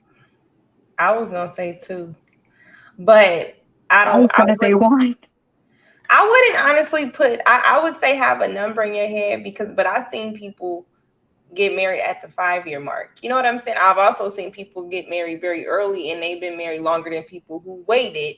Because those boyfriend girlfriend for X amount of years till they get married and they divorcing. So I think that it honestly depends on those initial conversations matter on how long you're willing to wait, because what are we really waiting for? If you're trying to do everything that married people do while not being married to me, then it's kind of like, what is the perks? You know what I'm saying? Most men, we understand, even in the dating phase, the girlfriend phase, they want you to submit. They want you to do all these things, but then it's like, you're not his wife yet. So they say, oh, you're supposed to do those things because you're supposed to show me before I marry you. And so I think it should be based on the conversation y'all have. What am I waiting for? Am I waiting for you to reach a certain career path? Is he waiting for her to do X, Y, and Z? It depends on what you're waiting for. If you're waiting to figure out, then I don't think you should be in that relationship at all. If you're just waiting on him to figure out if he wants to marry you. So if he knows sooner or later, then I think that you should understand, okay, yeah, I have $30,000, but I'd rather put this towards a down payment for a home because we don't have that yet, versus marry you, but maybe on our 5-year vow renewal, we can actually have a wedding. It depends on that particular couple. So I think, what are you actually waiting on for you to still use my body and everything that comes with me, just to say, oh yeah, I didn't wear out your youthful years when you looked your best. I don't know if I really want to marry you. Now he's throwing you right back out here to the street, and you older, titties longer, a lot of other things going on. So, and he probably look better. He can always get somebody. So it depends on what we waiting for. I'm gonna say it would determine.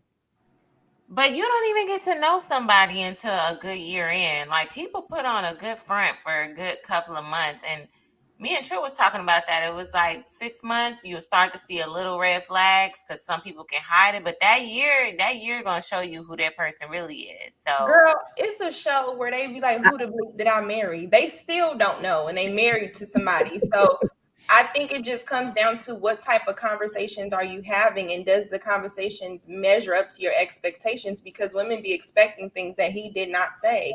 Yeah. They're just expecting it. I'm a wife. The intentions. He said, you seem like a good wife. He didn't say you seem like a good wife for me or somebody I would marry, but whoever marry you, good luck. That might be the conversation, So That's true. I think women sometimes aren't asking the right questions. I was talking about this to my friend the other day. Like, y'all say Kayla, a lawyer, whatever, but you got to ask poignant questions. If you are operating like intentionally and you're asking certain kinds of questions and you're listening to what words they choose to say and what words they choose not to say, then it really is easy to filter through a lot of BS. And I think, people are attracted to a certain thing about a person, so they ignore or they don't even ask certain questions because they don't want the answers to them, because they're enjoying this, like, you're so whatever. And I think that could be a downfall when you start getting to the nitty gritty of stuff and you start learning more.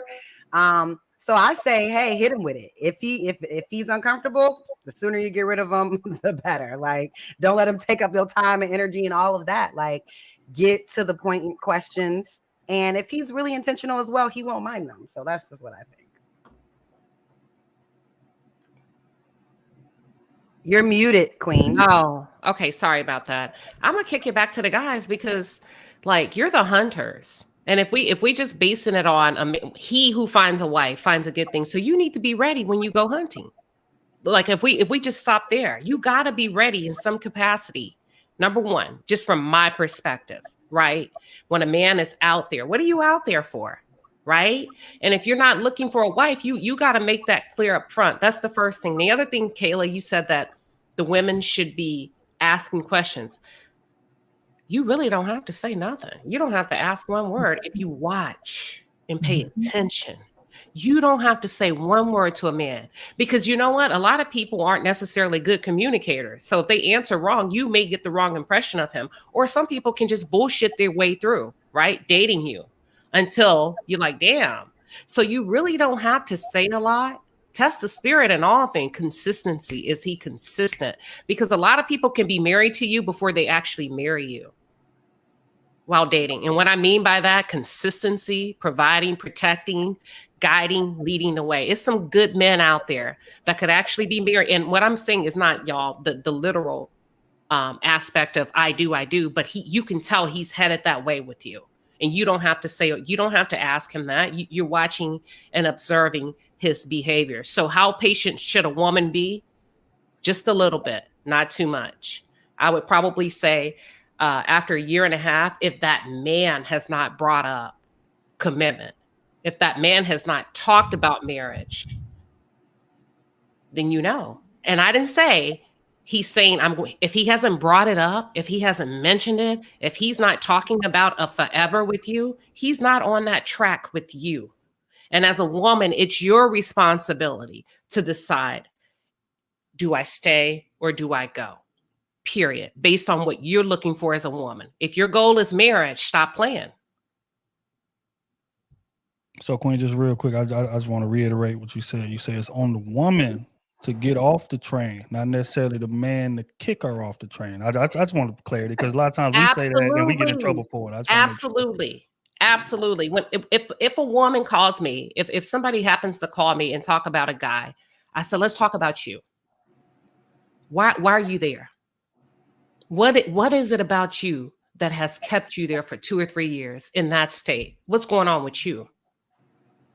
Because when you can figure out what's going on with you, it's never about the other person. If we really want to talk about accountability and we talk about self-love, acceptance, and self-awareness, right? If we really gonna talk that, it's never about the other person. It's never about how you were raised.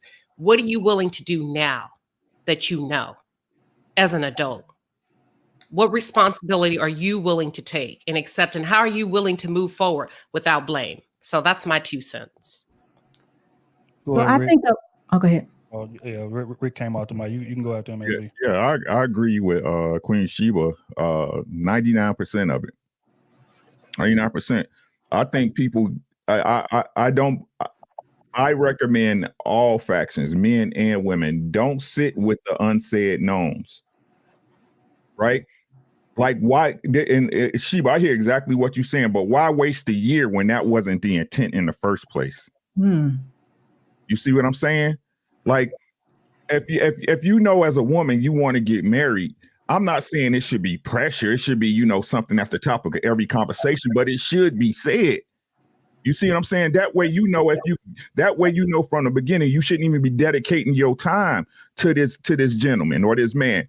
And the reason why, and I want to address what Lucky said too, and she wasn't off, right? Is that giving a person, because this is what y'all really be doing as ladies, right? If you were to do long term, y'all, because you are looking to be a wife, you are a woman of a certain stature, right? You a good woman. The things you do are the things you do as a woman. You're a wife. You're ready to be a wife. So the cooking, the cleaning, the putting, listening to your man, being respectful, showing him respect, giving the things that a wife does. You're going to be doing this on the daily to somebody you not sure what they do, what they in it for. Right? So ask them, like, I don't care. I'm serious, especially, I keep trying to tell y'all, time don't wait for no man or woman. To me, that's first date stuff. To me, hey, shorty, I'm out here. I'm looking for a wife. What's popping? If you're a lady, I'm looking to be married. Hey, I don't cook for nobody but my man. Right? I don't cook for nobody but my man. I ain't coming over your crib by myself. You ain't my man. Y'all see what I'm saying? It puts you in the right, because again, time is the most important. It's the most important commodity any single one of us have. You work out to save time. You make money to buy time, right? So your time is very valuable. So why waste your time with a man or a woman who ain't on what you own? Get it out in that first date, that first talk. And if it don't work out, you're gonna have to cut that person. And that's the problem. You don't want to cut that person. loose, just like what Queen Sheba said. Why are you here? What do you like about this guy? What keeps you here, right? Don't even put yourself in that position nor predicament to where you got to fight something emotionally in you that you built into yourself because you didn't spend time with this person and they not trying to get to the same destination you are. That's all I'm saying. Literally, Ricky, I agree. I feel like I said very similar, like literally. Maybe questions wasn't the thing, but like up front. Well, I like to ask questions because I don't want to tell the man what I want just so he can mold to that. I want to know what you want. Don't worry about, you know what I mean? But yeah, Ricky, I agree. So I think a woman dating a man 30 years old or older should wait only 1 year. She should be patient for no more than a year. Beyond that, he's not wanting to marry her. So 1 year. I just want 30, to 30 and over though. 30 and over. I just want to clarify though, like, is this while you all are together already? Like, have you already made a decision? Are you in a relationship? So you're saying I'm in a relationship, and so about a year, I should be ready to decide whether or not I want to marry you. He should be asking. He should be asking within a year. He should be asking for a hand in marriage within a year. Within a year. Mm-hmm. I was saying when I said 2 years, when I said 2, I meant like actually being married. So maybe we could take a year planning the wedding or figuring out the logistics. But within 2 years, we need to be legally married. Okay. How do y'all feel about what about moving in together? Should that be something prior to you being married? I'll no shacking. Okay, so I shacked. Hold on, I shacked. But I'm married. But we talked about shacking because we had the marriage conversation, and what we decided is if we were going to get married to save to buy a house, we were going to move together to be able to save money for the home. That was the deal. Like 18 months. You said 2 years. So what's a year and a half? Is that 18 months? 18, year and a half. My husband asked me to marry him. 6 months later, we got married. Okay. We were supposed to have a big wedding that was already paid for. But what happened was Hurricane Harvey here in, where we are. Mm-hmm. So it would be really selfish when people don't have a home and the whole city just flooded to be like, hey, you still coming to my wedding? Mm-hmm. So we had to get really creative, which is why we got married in the backyard of the new house. We were supposed to have a destination wedding. So what we did is took that and used that as the honeymoon. So we did live together for about almost a year. I think it depends. So if the man is like have the intention, just like Queen said, like you can actually, build. You start building from that point. Because the same thing happened to me. I was proposed 6 months later. And I moved in where he had only a studio apartment without knowing that I had no idea about his family. So they have money. And his father picked me. He said, I want you to move her in the house, their house. So they gave us everything just because of who I was. And he told me the day that he is out, like if he does something, if you leave the house, he leaves the house. So he was allowed to be in his parents' house just because I was there. But I think if the man wants that, if he does have the intention, he will let you know. He'll definitely let the woman know. So are you saying a woman can start to build with a man before he actually marries her? I'm not saying it's a rule. I'm saying it happens. No, I'm saying if we're starting to live together, then that means that it's speeding up the process of her operating in a position that he has not put her in. You know what I'm saying? Like she's not in that position. So she could be helping him get ahead to say, you know what, skirt, stop. Thank you. So let me explain why I'm saying this. He had a studio apartment where he only had a bed and the bathroom, and that's it. And his clothes. That's it. So when I was there, I wanted a home. And I'm like, all right, so if I'm going to move here, we need a stove, we need a fridge. So we bought the things together. So he was putting money to things and I was putting money to things, but the stuff were under my name. He decided that. He decided to do that. And I was like, okay, like I wasn't thinking like I'm going to leave. Again, I didn't know anything about his family until he introduced me to his family. And then they brought me along to their house, and I started like, okay, wait a minute. So if they have a house, why is he living in the studio apartment? I didn't know that his family, in a way, had grounded him. It's a long story. But I got proposed 6 months later. Why? Because he said I went through all that with him. His father said that.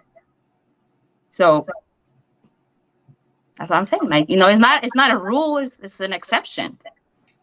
Just for clarity, what does grounded mean?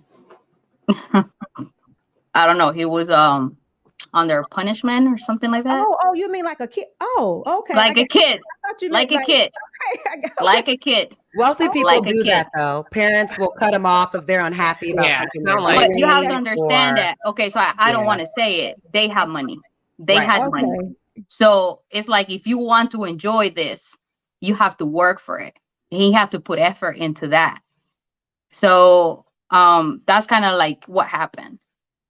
But again, like all I'm saying is not a rule, but I started working with him and building with him.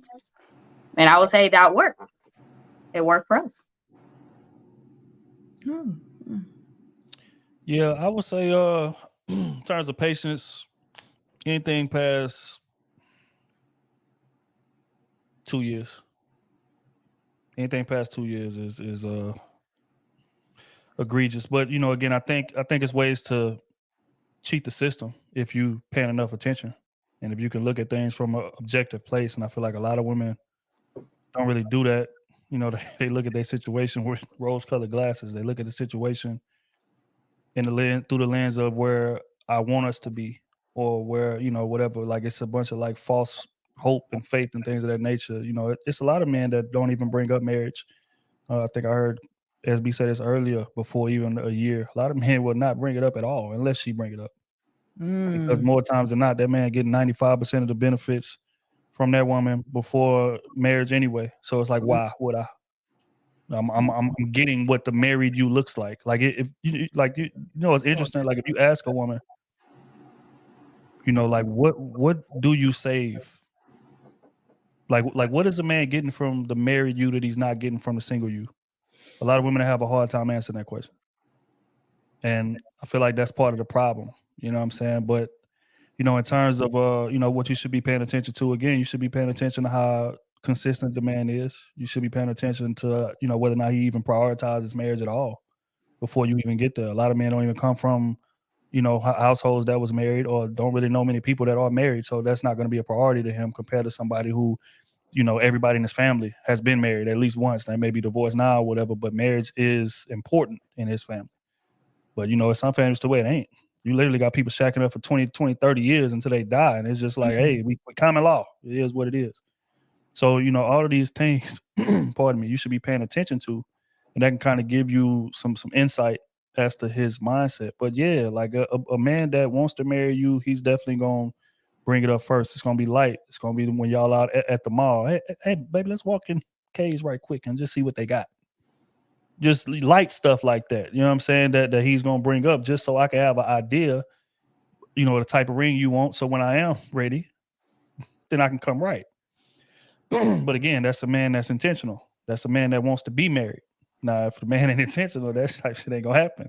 You're going to have to drag it out of him. Like, you look at a Jim Jones, you look at a Joel Santana, you look at people like that, to where, Chrissy had to propose to Jim for it to even be a thought. And they married 20, they've been together 20 years. So, again, man, sometimes you gotta step outside of the situation and analyze it from an objective place. And I know that's hard. I know it is, but you have to, or you're going to waste years of your life with a man that you hope to be married. You hope he changes his mind. Like, it would be nice, but what actionable steps is he taking to get there? Just like we talked about earlier in terms of the finances, a lot of men use that as an excuse, but not take steps to get right financially. So it's like finances are an issue, but you're not putting in applications to get no new job. You ain't started no business on the side. Like, you're not researching money so you can know how to manage it better. What actionable steps are you taking to improve in these areas so you can be ready for marriage? or you just you just throwing it out there as a way to stall, as a way to just keep getting all the benefits I'm getting from you without tying it down. And that's what a lot of women do. But again, if you're looking at it from an objective place and analyzing it, you would know, hey, this man ain't doing shit that, you know what I'm saying, that fixes the issues or the hurdles that he claims that is in front of him. So those are the things that you should pay attention to. But if I had to put it in a nice, neat bow, anything past 2 years and he ain't proposed, and again, this is from men that are our age, because I think, younger, it's a lot of things play into that. Because me and my wife are high school sweethearts, so it's like 2 years, it's not. No, but I wasn't ready. You know what I'm saying? But you meet a man that's 30, 29, different conversation. You know what I'm saying? Yep. So yeah, that's my answer. I think I agree, Trill. I think about 2 years. I vehemently, I'm against like providing a man in-house punani. That cannot happen. And even though you guys stay over each other's house, you need to stay at your house sometimes, because you have to keep that as a thing to obtain, or at least this is what my mother told me. I have never lived with a man ever. Lived with my ex-fiance for like 3 months. I've never lived with a man. I live with my brother, who was like a grown man, but like romantic partner, because that was just one thing that's always pushed, especially in the South. Like shacking is just a no, even to the men. You know what I mean? My brother is in a relationship and she wants to move in, and he's just like, nah, not until we get engaged, at least. Like he doesn't want to do that. And that, because that's just what was pushed to us until they get married. So I just think that when you start together and you move in with like, we're already locked in. I mean, statistics even show the success rates are higher. When you're already locked in, I believe that both parties will work harder to make it work, versus when you have an you have no real commitment. You know what I'm saying? People may not work as hard to work shit out, because it's just like, I could just leave whenever I want to at the end of this lease, or I'll break the lease. You know what I mean? And be gone. Happens to people all the time. But I think once you start giving them in-house,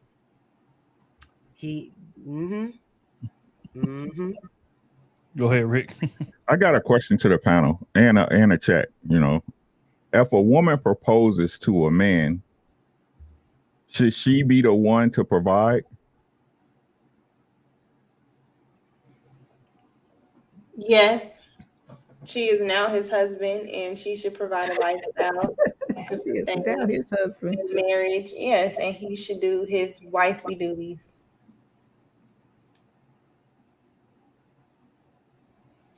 My answer to that is pretty scary. I feel like if the woman got to propose, then he should just break up with her, because he don't want to get married. If the woman gotta drag you into the proposal and propose her damn self, that is a sign. This is not gonna ask the question because we covered the Jim Jones shit, right? But to me personally, a woman should never do that. Never. You should never do that. Never. It shouldn't even. You shouldn't even say it in jest. Will you marry me? Don't even say that. Imagine your daughter, Ricky, like y'all go out to dinner, your daughter get on one knee with her boyfriend. Oh, good. And then it's her decision. So you just like, no, wouldn't happen. It wouldn't happen. She's going out buying he about to help her build a space for him. Wouldn't happen. Isn't that like kind of embarrassing for the man? Like, wouldn't you not be like very embarrassed to see your lady? Yeah, but what I'm asking though, why women do it then? Desperate. I never met anyone that. It's kind of like the wedding cake where you dragging him down the aisle. That's what I think of it, because if he don't want to be with you, you begging after. It's just like do y'all watch Love After Today's Lockup? story comes from a former NBA player, NBA champion, Steven Jackson. You might have seen him on ESPN. He has a show with Matt Barnes, really good. And he was doing Instagram. Okay, hold tight. What is this? Listen, anyways, Alvin preach. Right now, I'm like, what the hell? You can go ahead. You muted, my G. You muted. Yeah. Hold on. Can y'all hear me? Yeah. Okay, yeah, my bad. I found the Steven Jackson story, but continue. I was just trying to. Oh, okay, that's what that is. It said, anyways. Right. And I just see him. I'm like, what the hell happened to the Oh, no, I wasn't saying, and I was just saying, like, there was a show like going viral, Love After Lockup, and the girl is morbidly obese, and he's Yeah. yeah, and it's like it was a scene where he was just like, she was like, "Oh, you gonna pay?" And he was like, "No, you got this." And the dinner was like $500 and something. Yeah, He didn't even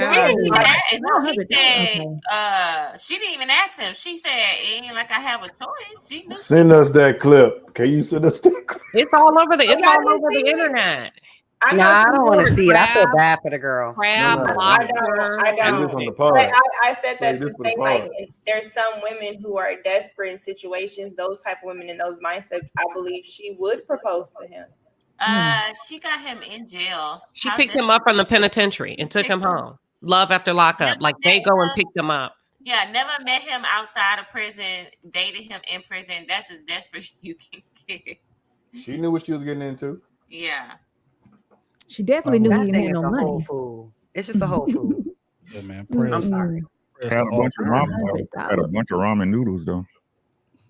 And matter of fact, he gonna leave 2 weeks after you get out, but that's another conversation for another day. We're gonna pay some bills real quick, man. And like I said, man, we found the Steven Jackson video, so I want to play this. I want to get y'all take on it, but real quick, man. Web Sling with the 10 ball. Last pause, I had a segment about the woman who found out her husband thinks his ex was the one. Otis was the only one who said she should leave. I like to know what this panel thinks. Okay, context. We have a segment on our podcast called Advice Column. So people write in, and we had a young lady wrote in that said, she found an excellent man. These were her words. He's a stand-up guy. He's looking for marriage. Says that he wants to marry her, wants to provide for her, all of that. You know what I'm saying? Capable of doing these things. But she says somewhere along the line in that relationship, she found out that, he feels like his ex is the one for him. Context, this ex is married now. Ex was meant for him. So the ex is married in a whole nother relationship. But she found out that he feels like his ex was the one that got away. Now, we assumed that she probably went through his phone, went through his group chat, something like that. Because that don't sound like something a man would just sit down and tell a woman that I say that I want to marry and things of that nature. So she found out how she found out, right? So she was asking us, what should I do with this information? Should I end this relationship completely? Or, what advice would I give? Now, O said that she should leave. And which is what he said in the comment. And the rest of us was like, if you found out, you probably snooped, did a little background research or whatever you weren't supposed to be doing, some of those shit you were supposed to be doing, finding information out. So if this man is excellent, again, your words, not ours, then that means, that has some significance. So they're asking for y'all take on that situation. If you found out, you went through your man group chat, found out, hey, I felt like my ex, man, was, I felt like we was destined, man. Oof.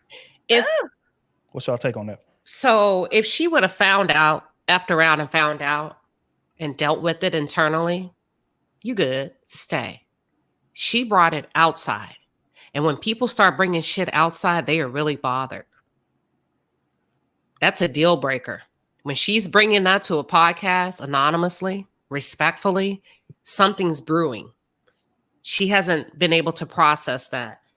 And that's not going to be good for either one of them. So, yeah, you need to go ahead and bounce because she's going to hold him hostage emotionally.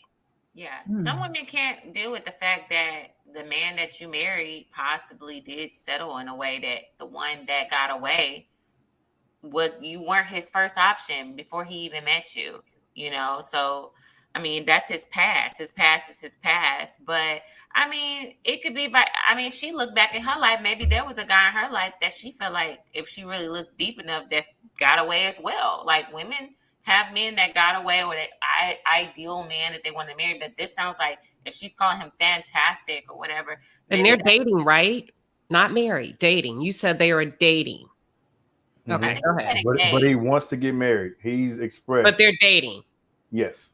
Oh, he's saying that he wants to get married, but not to her, to his ex. No. Hold on, context. They've been dating for a couple years. Yeah. And this is moving to a serious place. Yes. But she finds out that he feels like his ex was meant for him. Now he said to her that he intends to marry her. He loves this relationship, whatever. And then again, by her admission, he's an excellent man. He's doing everything he's supposed to do for her in the current situation he's in. But she just stumbled on a conversation that he probably had with his homies.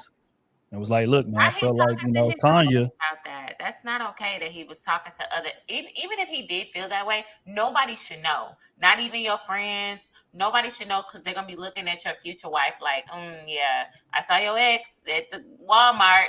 I don't know. Is the ex around? I need context on She that. married to somebody else, right? Yeah. Married in a whole nother situation. I wouldn't advise a woman to leave in that situation. Mm-mm. I wouldn't advise her for what? If he's moving how you need him to move, that you and your feelings about something he said. She needs him to move. So the issue is she found out that his heart is with someone else. That's how. No. That's That's her issue, Ricky. That's her issue that she took. That's what Trill said, that she brought that to them. And her question is, I'm torn. Should I leave? That's her issue. I don't think she should leave. Okay. I don't think she should leave because, like I said, everybody got, especially if you got a past, right? Everybody can see something about a mate or an ex that they was with that you either put a light on or shine a light on, or if you thought about it, if you'd have did something differently, it may have went another way. Mm-hmm. You know what I'm saying? But if he's there and he's showing you, not only is he telling you, hey, I'm looking to marry you, and he's showing you on a day-to-day basis, I'm doing everything I need to do to make you my wife. What's the problem? Right? So your feeling is more important than reality. I mean, because a couple of weeks ago, y'all said that men marry second place. So y'all are proving that today. A couple of weeks ago, y'all said, yes, y'all did. Y'all said normally the wife ain't really the one he wanted anyway. Right. 2 points below desired rating. Was that what was discussed? Whoa, hold on, y'all. See, when y'all say y'all, that includes me. I don't remember saying that. Y'all. Show me the footage. You all. I don't recall. But go ahead. But guess what, though? What if he found that the woman, his ex, who she thinks his heart is with, is just not for him, even though he's in love with her or was in love with her? Maybe she did something that is just unforgivable. And he's like, I just got to get over it. Is she, I love her, but she's not the one for me. And then she probably, the new girlfriend just needs to have a conversation and find out what happened. And then maybe he can explain his text message to her and where his heart really is. But like Ricky said, if he's excellent in those little words she used, then why fight it? That was my point, right? I said that, hey, your words are excellent. Because like what O was saying, well, damn, so y'all saying that she should settle.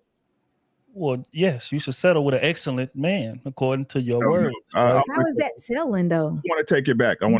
My bad. Don't settle, girl. Leave. 2023. My bad. I was lost in 2022 for a minute, guys. My apologies. Hey, don't settle, girl. Right? As good as that man is, it's another one out there for you. I'm telling you, the odds just happen. Hey, it's gonna happen. Go on out there in the world and see what you find. Be out there for you. What about feel that, Rick? But in the back of her mind, she always gonna be thinking about that. Like he said out of his mouth, whatever she read or found out, though, that's the woman that was meant for her.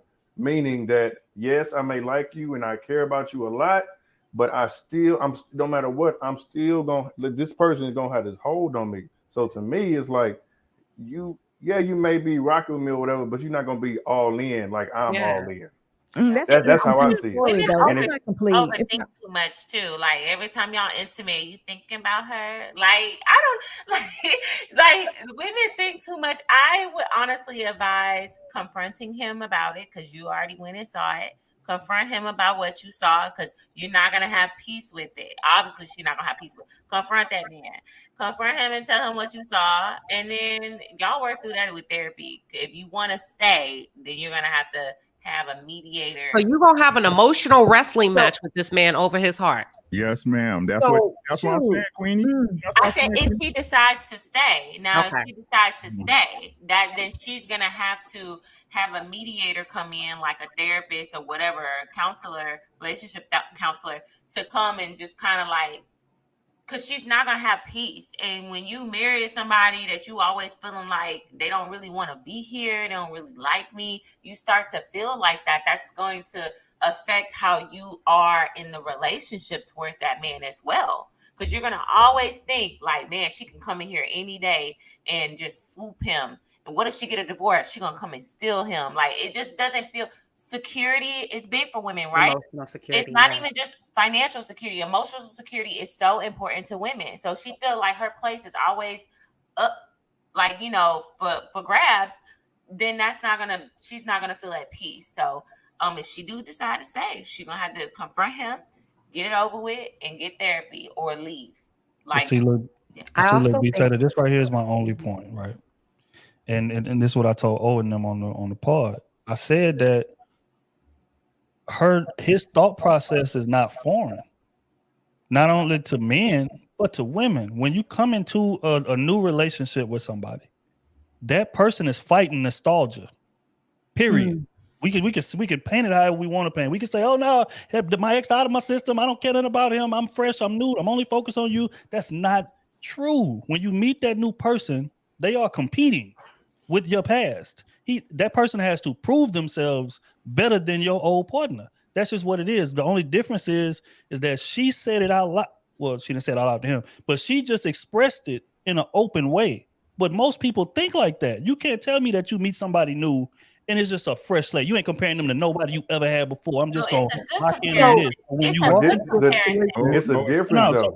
All comparison is bad. All comparison is bad. Right. You really being honest about it. Right. And you 1,000% right. But what I'm saying is most people do it. When you walk into that new scenario, you are competing with that person's nostalgia for their ex. Especially after some time has passed, because now you're looking at that ex with rose-colored glasses. You done damn near forgot what the reason it ended over. All you thinking is the great times y'all had, especially when your new person is doing some shit that you don't like. That's the first thought. Well, shit, when I was with Terrence, it wasn't like that. You know what I'm saying? Now, again, you may not say that out loud, but a lot of times you would think that. So again, walking into that relationship, you are competing with nostalgia, and we got to accept that. The only difference is she said it out loud. Here's my thing. Here's my pushback with that, B. This is the thing that really divides it. That could be to your point, that could be anything. It could be somebody's sex was better. It could be somebody cooking was better. It could be somebody's personality was better. Any of those things. But he specifically said that woman was meant for him. So that means he would choose her for the most part any day of the week. So I think that's what separates, because he said that person was meant for me. So that's a hard thing to break free from. I hear what you're somebody saying. was meant for me. I am wondering, like, how long ago did he said that before, like, proposing or planning or thinking about the marriage? Because I need more, like, it's too big for me. I will need to know, like, did he said this, like, he didn't propose months ago, and then he just thought about the idea of getting married with me recently? That may, I don't know. I will need to know those details. That's exactly true. I feel like if that's something that he felt or said at the beginning, like Trill said, when you meet a new person, but y'all said they've been together for years. Have we been together for years and you're still thinking about your ex? He got issues. He needs to work that out.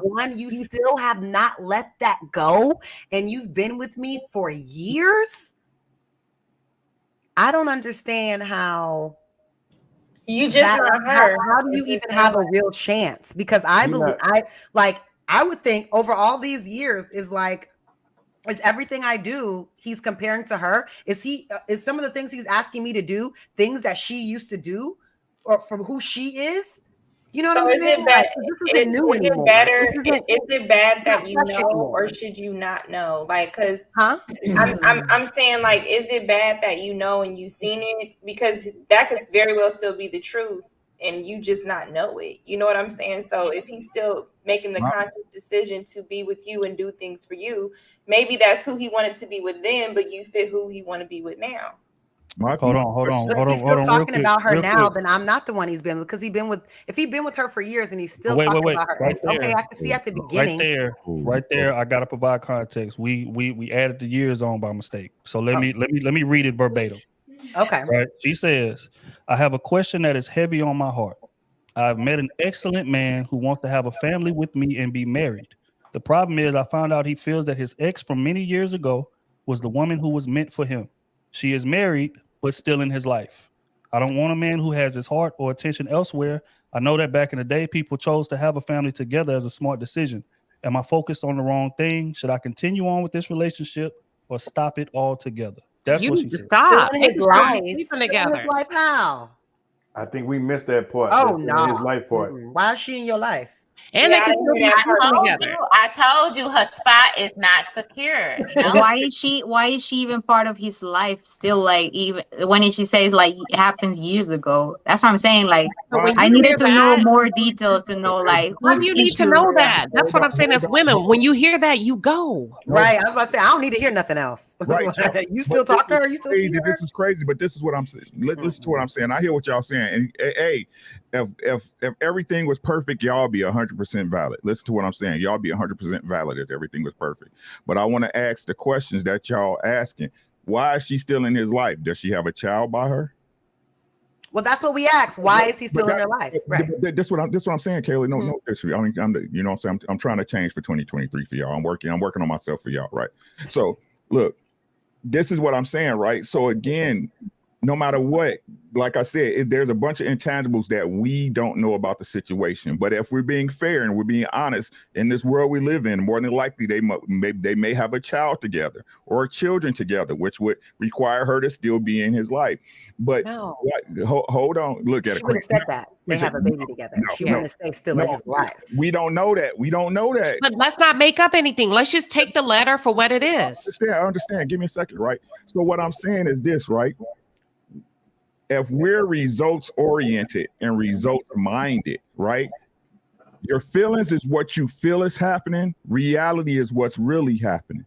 What's really happening is that she has a man who had an ex and he said something in his heart that relates to her, right? But on a day-to-day basis, he's taking care of her and his business. He's a good man. She said it herself.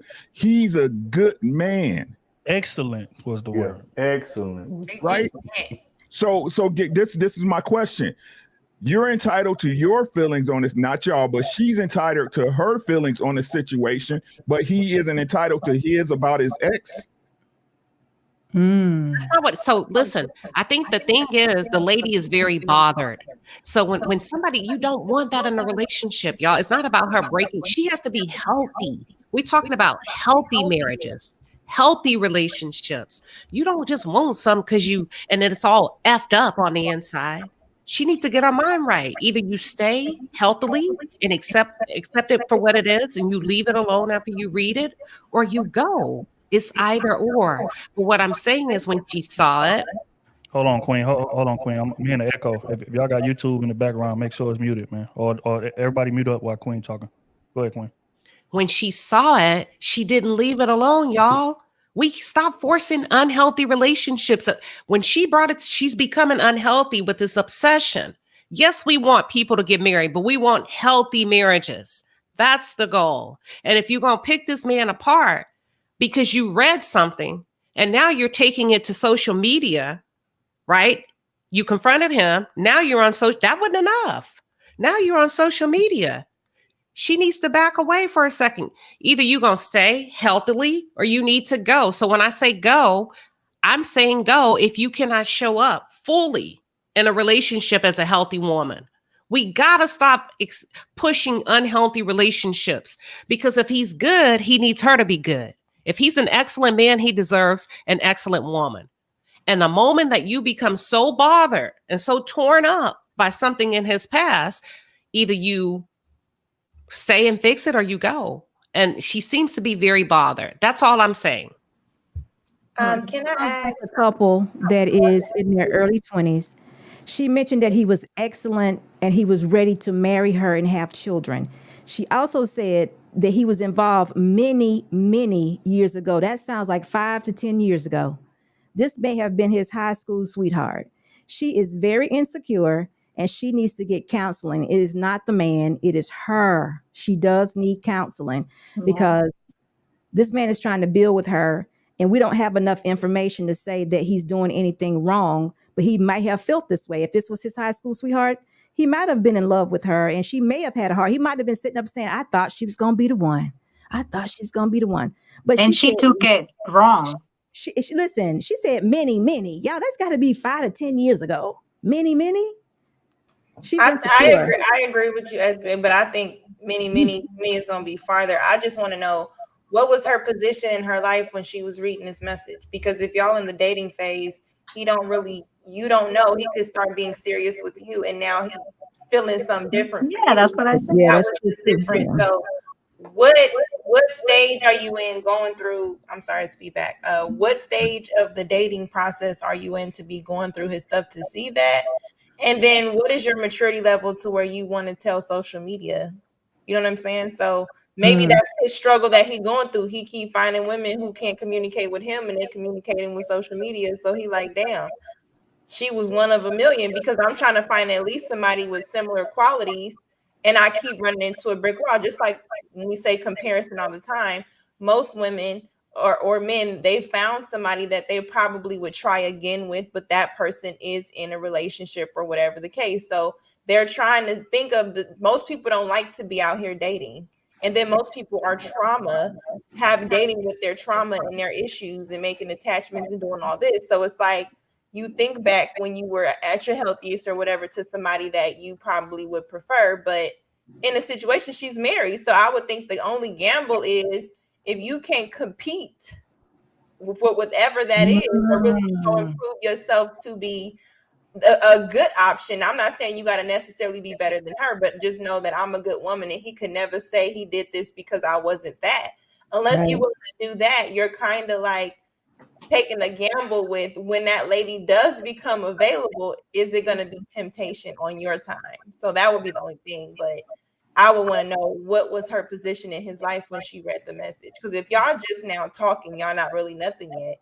Y'all not really nothing yet. You know what I'm saying? So I don't know. I agree with that. I also think it matters though why she's still in his life. If they have kids together, I totally understand it. But if you're really really do feel like that person will always have a shot, they were the love of your life, they're the person that you ultimately want, I'm trying to understand whether she's married or not. I'm trying to understand what and why is their current relationship. That's all I want to know. Outside of everything else, especially y'all weren't married, you know, like there's people that I feel like got away. So we're in the same boat, right? But I'm not friends with any of those people because I don't think that's healthy, to be honest. Because if they were single, I would, like Lucky said, give it another try. So I don't think that having if you don't have kids with that person, what and why do you still have a relationship with them? I'm not talking about, okay, you see him on social media. The way she said it, she's still in his life. So that would be my only thing, is like, why is that happening? All right. You're muted, quick, security box. We're gonna finish paying some bills, and then we're gonna get to the last clip of the day, man. We're gonna get to the Steven Jackson situation, and we're gonna break it down, because I feel like that's probably one of the main reasons why men are so hesitant to marry, is fear what's, gonna be the result of losing what they built. But we're gonna get there. Let's finish paying these bills, man. Jay with the 20 bar, I appreciate it. Said a man knows what he has to offer 6 to 12 months, or after 6 to 12 months. Don't give a man any more than that, because if you give him access after the trial period, he'll just find new ways to renew the trial instead of subscribing. That's a fact. That is a fact. And real quick, that's what I was going to say earlier, but I forgot. Women got to stop thinking that just because you move in with a man, that's going to push him into the direction that you're trying to get him to go. All that's going to do is make him more complacent. That's just honest, because he feel like I'm getting all of the benefits. Again, like I said earlier, I'm getting 98% of the benefits, 95% of the benefits from you without proposing. But a lot of women will try to push that, hey, let's live together. And they very sneaky in ways that they do it, man. They'll tie it to, okay, well, it'll just be easier.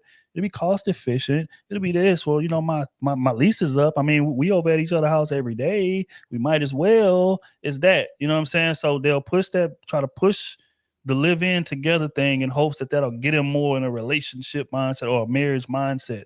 I mean, I'm here to give you bad news, ladies. It will not. Go ahead, B. Taylor. Men do that too. That just sparked something. I had a conversation with a guy friend of mine a while ago, and I asked him, I said, hey, are you going to propose? Like, y'all coming up on that year, 2 year, half a year mark or whatever. And he's like, oh, yeah, he got this great job, making good money. Like, I'm like, when are you planning to propose? And he's like, well, her lease is coming up and I just feel like we should live together first before I propose. I want to live with her to see how it is first, then propose. And I was like, okay. So I've heard men speak like that and say, well, I want to see how it is living with her first, then propose. Because he's been with a woman before, and he's like, you get one side of a woman when y'all living separately. There's a whole nother side of that woman when you're living together. Yeah, no, all of those things are true. But I will say this: that man is an anomaly. I've never heard a man push the idea of us living together. A lot of men kind of fall into that due to circumstances. It's not ideal. You know what? Hey, baby, you should end your lease and move in with me. That's just not a situation. Most men would rather live by themselves, especially during the dating stage, and then, eventually, like I said, some kind of way, circumstantially, and oftentimes with the woman's insistence, they'll move in together. But I've never heard, and again, it's not just combatant to combat. I know a lot of men in my life. I am a man myself. I know the mindset. I've never heard a man say, "Hey, I pushed for us to live together," as single people. That's not married people. So yeah, that is an anomaly. But real quick, we're gonna finish paying these bills. Michael with the 10 ball. Black women don't listen to their elders. SB giving these young women great information, but all they do is push back. And she has the results and they still don't listen. SB, stop wasting your time. Kevin Samuels was correct. Salute to Michael, man. We appreciate the donation, big dog. Driving kick with the 5-piece. Balance is key to everything. An important day of our lives because the birth of an empire. But what goes along with building empires? Financial responsibility. I agree with that. Al the Fireball. My friend said they spent $1,000 on their wedding. They told the restaurant where the reception was located at that it was a B-Day party. Oh, damn. So he's saying that it was a B-Day party. So I guess they finagled the venue by telling them it was a birthday party instead of a wedding. Because they'll upcharge just because of a wedding. Oh, that's wild. That is wild. Okay, but salute to him for the finesse, man. I'm all for the finesse. I ain't gonna lie to you. Congo 10 ball, interesting trill. Marriage is tricky, not in men's favor. So marriage is tricky. So just to speak to that, there is a culture of there's no benefits for men to be married. Y'all do realize there's a whole community of men, right, that are pushing this to other men, that there's no benefit to being married. You don't need to be married. Let's see where they at in like the next marriage. So I get that y'all are saying like, men are ready, but there's a whole culture that's literally pushing on men that they don't need to be married, that they can get things from women without being married, and that it ultimately is going to hurt them in the long run.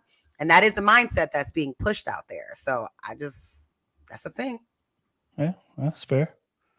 Congo again with 10 ball security. Trill Ricky. Amen.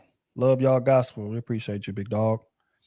Michael with the 10 piece. Need other men on the panel. Love to you, brother, but we need some other perspectives. It seems like the women are not being challenged on their views. Anton, Logic, Mr. Let Go, Shannon. Outcomes matter. They just want drama. So it sounds like he wants us to be disrespected. Is that what he's saying? He just wants drama. Yeah, can I ask a question? What does that have to do with anything? Like, it's their perspective. That's the way they think. It's their perspective. They gonna think, man, whatever, bro. Some of y'all need help, bro. Some of y'all need help.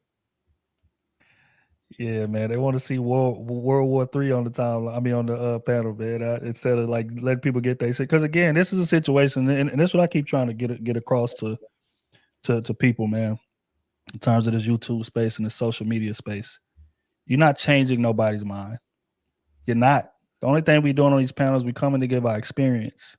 And we coming to, enlighten people again who may be watching or whatever. Again, that's part entertainment, sure, but it's part informational for the people who are willing to learn. And typically those are young people who mind ain't made up yet. This panel is full of people that are 30 plus. We're not changing each other's mind. So it doesn't matter what pushback is being given. People believe what it is that they believe. Life is going to change their mind, not anything we say on this panel. So, I just want to lay that out, man. I know, people watch these things and they have kind of a skewed perspective on what's supposed to be going on. But, I'm just not interested in arguing just to argue. That's just not my thing. So to answer the question, no. Or I'll decide who's on the panels, and that's just that. Appreciate you though. Man, my eyes getting bad. Satan's favorite Pookie. With the 20 ball. Green pops for all the women on the show. Honeymoon at Six Flags. I like Green Pops and I like Six Flags. Me too. They got good funnel cakes. I do like Six Flags. Well, we can definitely put that on the list. Take a girls trip. That would be comical to see y'all out there with big old kids. I'd appreciate you getting the skip the line pass. It's only right. Thank you. I'd like to see the 30 and up body on the rides, like bumping and stuff with your knees now on your back. It might be a different experience.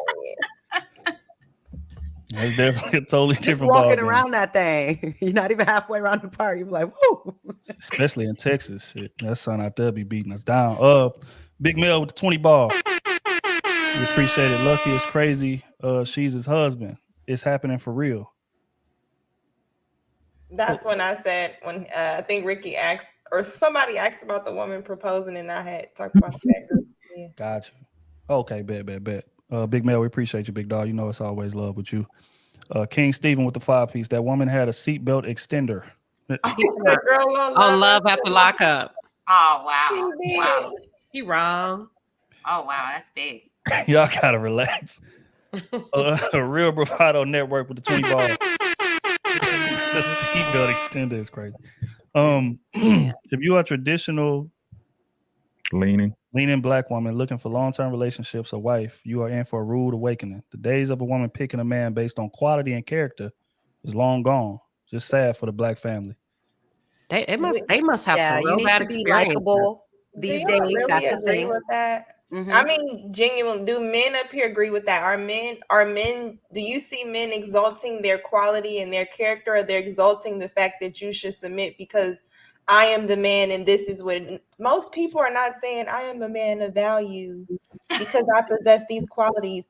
Like, I like that SB said you should marry a God-fearing man, but I like to always say how many people in general are following God. They're not, and So we in really, general, it's like it's the men. The men, y'all.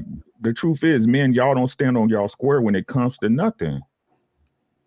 Y'all don't stand on y'all square. Like I said, y'all say y'all want these things, but then when a girl with a big butt and smile come up, y'all being, all the way down the line just to accommodate it. Nah. If you ain't get in your lane, I don't know what y'all don't understand about this. Y'all not men. I keep trying to tell y'all raised by the very women y'all talk about. Like, it's simple, man. I said it at the beginning of this thing. Like, if it's a woman that's not moving how you like, why are you with her? You want to sit and complain about it, but she look good enough for you, right? So then you'll sit up there and you'll stay with it and complain about it because she cute and she got a fat ass. But the girl that's just, again, a plain Jane girl, around the way chick who will fall in line and help you be something you supposed to be, y'all don't even talk to her. She not enough for y'all. I don't blame women for none of this. I keep telling y'all, man, once men start standing up and being men and have a standard for themselves, all this stuff goes away. The women that don't fall in line and be left out in the cold. It's simple. And the wild part is that I think, man, like I asked about the man on this panel and just men that we associated with, they typically move like that. Like I said, we're not out to change your mind. That's not what I'm interested in. Hypothetically speaking, if I'm single, I'm not trying to change your mind. It's either you align with my values or you don't. If you don't, then hey, good luck. We can have some fun or whatever. But in terms of a serious thing, I'm not about to beat my head up against a wall trying to change a grown person's mind. You either have the values that I need or you don't. And if you don't, you will be removed. And when in terms of when I'm ready to be serious. So that's why I never understood like all of the backlash and like the super hard arguing and stuff that I be seeing on these panels. I just be like, hey, okay, cool. If that's how you feel, salute. Life is gonna teach you. I don't have to do that. I'm gonna give my perspective, sure. But in terms of changing your mind, it's a lost cause. So I have no interest in doing that. But salute to Real Bro. Pardon me, man. I'm under the weather today. Real Bravado Network for the 20 bar. We appreciate you. My dog, Malevolent Elephant in the building with the hundo. That's family right there, man. You already know, man. Like I always say, when you got rich friends, man, things of this nature happen, man. Salute to my dog, man. Make sure that y'all following Bro platform. Hell of a platform, man. Make sure that y'all tap into that. Malevolent, you already know what time it is, big dog. Appreciate you. Let me see. Make sure I didn't miss nobody. Sydney with the fireball. To answer Kayla's question, a woman getting down on bended knee to propose is extremely embarrassing. That's my job. I'll handle it. I agree. That's embarrassing as a man. Like, too, for your girl to... Yeah, nah. And what you supposed to do? Put your hand out?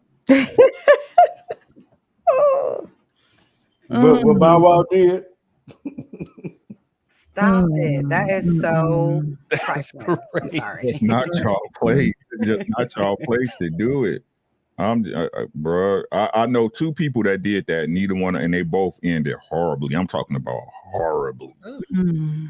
All I know is don't invite me to that moment because don't invite me. Want to be invited.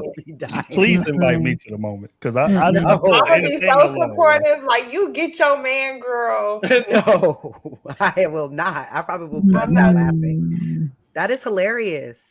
And what if he says no? Still his option. She got to get up off That's that. even worse. God, no. She got to close the ring box. I've seen a video where the girl proposes to the man and the man leaves with another woman that is in the same room. Oh, yeah. Oh, yeah. I've seen that too. Wow. All right, man. Real quick. Like, girl, get up. And then he like, you know what? I'm done with this. And then he leave with the other girl. It's crazy. That is insane, man. Real Bravado Network for 20 bars again, man. We appreciate you. None of us is our mate's first choice. That's true, maybe. Interesting perspective. Sure. Trucker with the fireball. Sorry, Kayla capping again. She said the ring has to be more expensive than her previous engagement ring. VVS matters, as you said.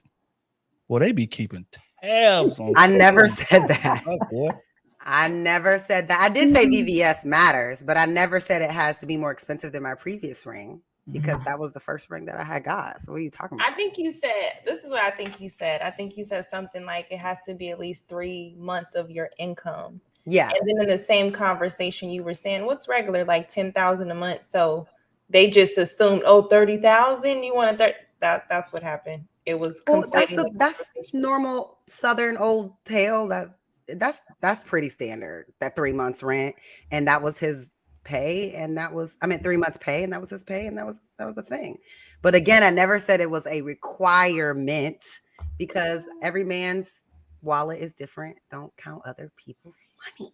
So you're saying you're okay with receiving a ring that's way less than 30K? Yeah. So you would accept a ring for 4K? Okay, way less. You said way less. You didn't say extremely less. You didn't say extremely. I mean, if you're saying 4K, that would mean you're living under the poverty line. I don't think that you should be marrying anybody if you If that's 3 months worth of your income, it's only $4K. That don't mean 3 you're in months worth of poverty income is because you 4K. choose to. I didn't say your income. I said the ring costs $4K. AKA, you don't make enough money for Kayla. Come on, let's keep it simple. Like, come on now, y'all. Y'all, why are Get we your doing bag this? up. Why I'm like, dang, 4,000. Why are we doing this? $4,000 Have is y'all not. looked? Let me hold on. Let me tell you something, Kayla. No, that is not poverty line. Don't do To that. make 4K over the course No, of 3 I'm- months? That's not poverty line? No, I said a ring that costs $4K is not poverty line. It's not. No, I didn't say that. I said No, if that's you what I made said. 4K over the course of 3 months, then you are living below the No. poverty I'm line. saying if the ring costs $4K, would you be okay with that?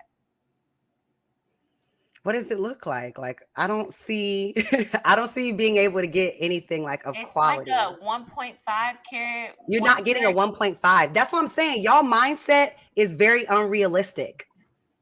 Well, no, Like, Kayla, A 1.5, no, not for a 1.5. No, you're not getting no 1.5K for no $4,000. Not for 4,000. Y'all don't know what. Y'all go out and look for rings. Go look for rings and tell me what cut and clarity you're getting for 4K. Tell me.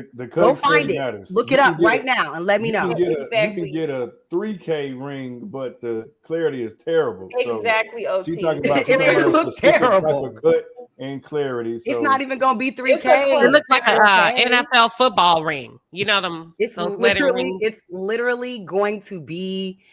I mean, it just depends on the type of people you're around as well. Because you have to remember, a man, that's his thing. That's his one thing. Maybe and it's a representation of him when you walk around to it. When you're at Congressional Black Caucus events, when you're going in your places, it's a representation of him. Kayla, people can walk around with a big ass ring and be getting dogged the fuck out. Like that happens to people all the time with big rings, small rings, in between rings. People get dogged out as married. Wives get dogged out in general all the time. It doesn't matter the ring.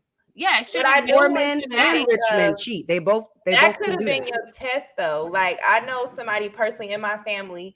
He got her. He proposed with the basicest band. She complained to us, but she still married him. But on her wedding day, she had a ring. He wanted to see if she was going to accept basic. She knew he can afford it. You know what I'm saying? It was like, what are you talking about? He could have did this, that, all this stuff. But if he wanted to see if her value was tied up in the ring or the actual marriage. And thank God she didn't complain to him because she got a different ring on the wedding day. So sometimes your starter ring or whatever, sometimes it's just about cultivating the marriage. I know people who don't even get rings, they get tattoos. You know what I'm saying? Like I worked in wedding planning for years, and I just don't see that as an investment. I would prefer to have a ring in a house. I don't need. I've seen people spend so much money on weddings, and I just don't see the value in that. So you need a ring. Kayla said if the people ring can value what they bling, want. Some people want a long dress and a big wedding. Some people want this worldwide vacate. Like people want different things. And if you want a big wedding, then you should be able to get that. I don't want that. I want what I want. I don't understand why that's a problem. It's if not. the ring don't bling, we not, not a man. thing. Right, because y'all just said the average American spends $30,000 on a wedding one day. One day. I don't know that's and an I'm average. saying We I don't just want use that that. as a I would number. just like a nice ring. And so instead of spending that on a one day, it's a problem for us to have a cute wedding at a place that someone in my family already owns. And you know what I'm saying? Have me a nice ring, and us have a nice house, and us have a nice future. I've just worked. If you're balancing for too it long, out, so. then sure. If you're balancing that out. Yeah, I mean, I've said that many times on many panels, working in the wedding industry for many years. It's a lot of money and stress for one day, and I just don't see that. I just want a nice ring and a nice house. We can start with that, and I like a dinner party, and we good on that.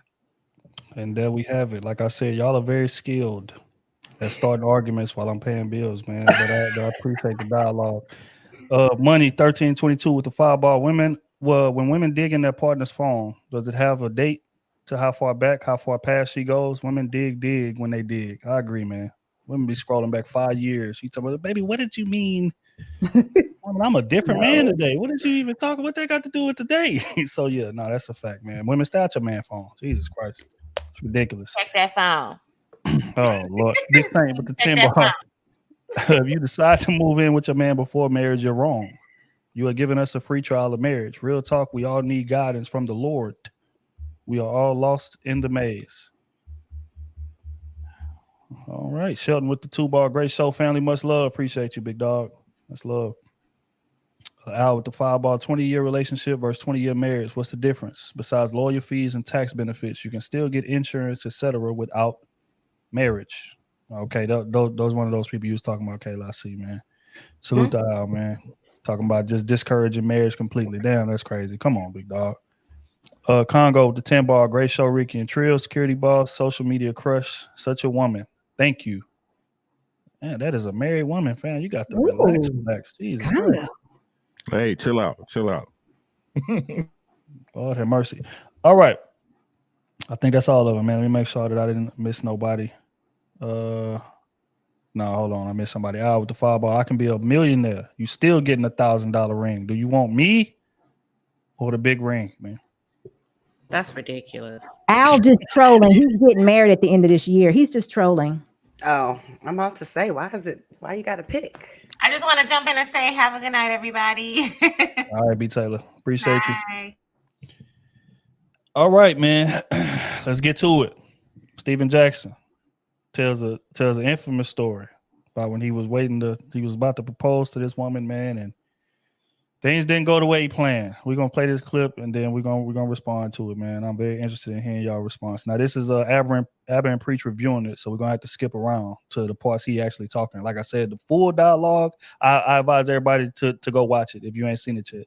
Steven Jackson leaves his fiance at the altar, I think is what the video called on YouTube. But make sure y'all check that out. Okay. Because he giving full detail. It is incredible, man. But we're gonna play the little bit that we can right quick. Let's see. Today's story comes from a former NBA player, NBA champion, Steven Jackson. You might have seen him on ESPN. He has a show with Matt Barnes, really good. And he was doing Instagram Live, and this caught my attention, so I clipped it. I want to show it to you guys. Me and her together, we've been together for like a year or two, but I proposed to her, and during that time, we plan to get married in Houston. I take care of a lot of people. I'm never letting one woman control of all the hard work I've done in my life. None of these motherfuckers was in the gym with me, right? So if I always told myself, whoever I'm married to, they signing the prenup off top. It's not even a second guess. So me and her had to talk about it. So we get the prenup back at least 3-4 months before the wedding, right? I give it to her. Granted, when I give it to her, she shouldn't be surprised by it because me and her sat down and agreed up on the prenup. A month passed, like 2 months before the wedding. I'm like, yo, look, we need to get that prenup signed so we can go and, send it in and get all that taken care of. So when we get down there to Houston, we ain't got to worry about it. I tell her that like 2 or 3 times. It's a month. That was 2 months before the wedding. It's a month before the wedding. She's like, I'm going to sign it. I'm going to sign it. I'm going to sign it. I'm going to sign it. I'm going to sign it. I'm going to sign it. I'm like, cool. You can sign it. But look. During that time, we making arrangements for the wedding, right? Because, you still got to plan shit. So, I love her. And I'm going to keep it real with you. I was in love with her. And we was building a family. So I'm like, okay, cool. I ain't going to make no big deal of it. I went with planning the wedding. I didn't stop. I kept planning the wedding. So as we planned for the wedding, she from New York. I'm from Texas. I'm from Port Arthur, which is an hour from Houston where we get married. I want my pastor to do it. He right there. It'll save us some money. Da-da-da-da. She is adamant about this certain pastor doing the thing, right? Some other girl brought the pastor name to her attention. This a pastor she's never seen. So I'm like, cool. It's her wedding. I ain't got no problem. Keep in mind, remember this pastor, right? I spent about $400,000 on the wedding, y'all. About $400K, right? Now we at 2 weeks before the wedding. Everything planned. We ready to go. I'm like, look, bro. Why I got to keep asking you about this prenup, bro? It ain't like you don't know what's on it. Like, what motives? This is what I told her. What you up to? What motives you on? I ain't on nothing. I just ain't had time to sign up, planning the wedding and all this. I'm like, man, listen, man, all you got to do is sign it. This the day of the wedding. Wake up that morning, I'm getting dressed. In the back of my mind, I'm all thinking about is this damn prenup, right? That's all I'm thinking about. This why Steph Marbury and Mike Bibby my brothers. All right, for life. We in the back. We walk to the back room, and the priest come in. The preacher come in with his assistant, I guess. And then my nanny come back in there with a spook look on her face, like she still like she pulled me to the side and she still ain't signed it. Oh, I ain't getting married. Steph was like, she ain't signed a prenup. What we even here for? I'm like, yeah, dog, I ain't doing it. The preacher steps up. He's like, hold on. He say, now hold on. I know you love this girl. Don't make a drastic decision. I think you should just let God handle it. Put that shit off.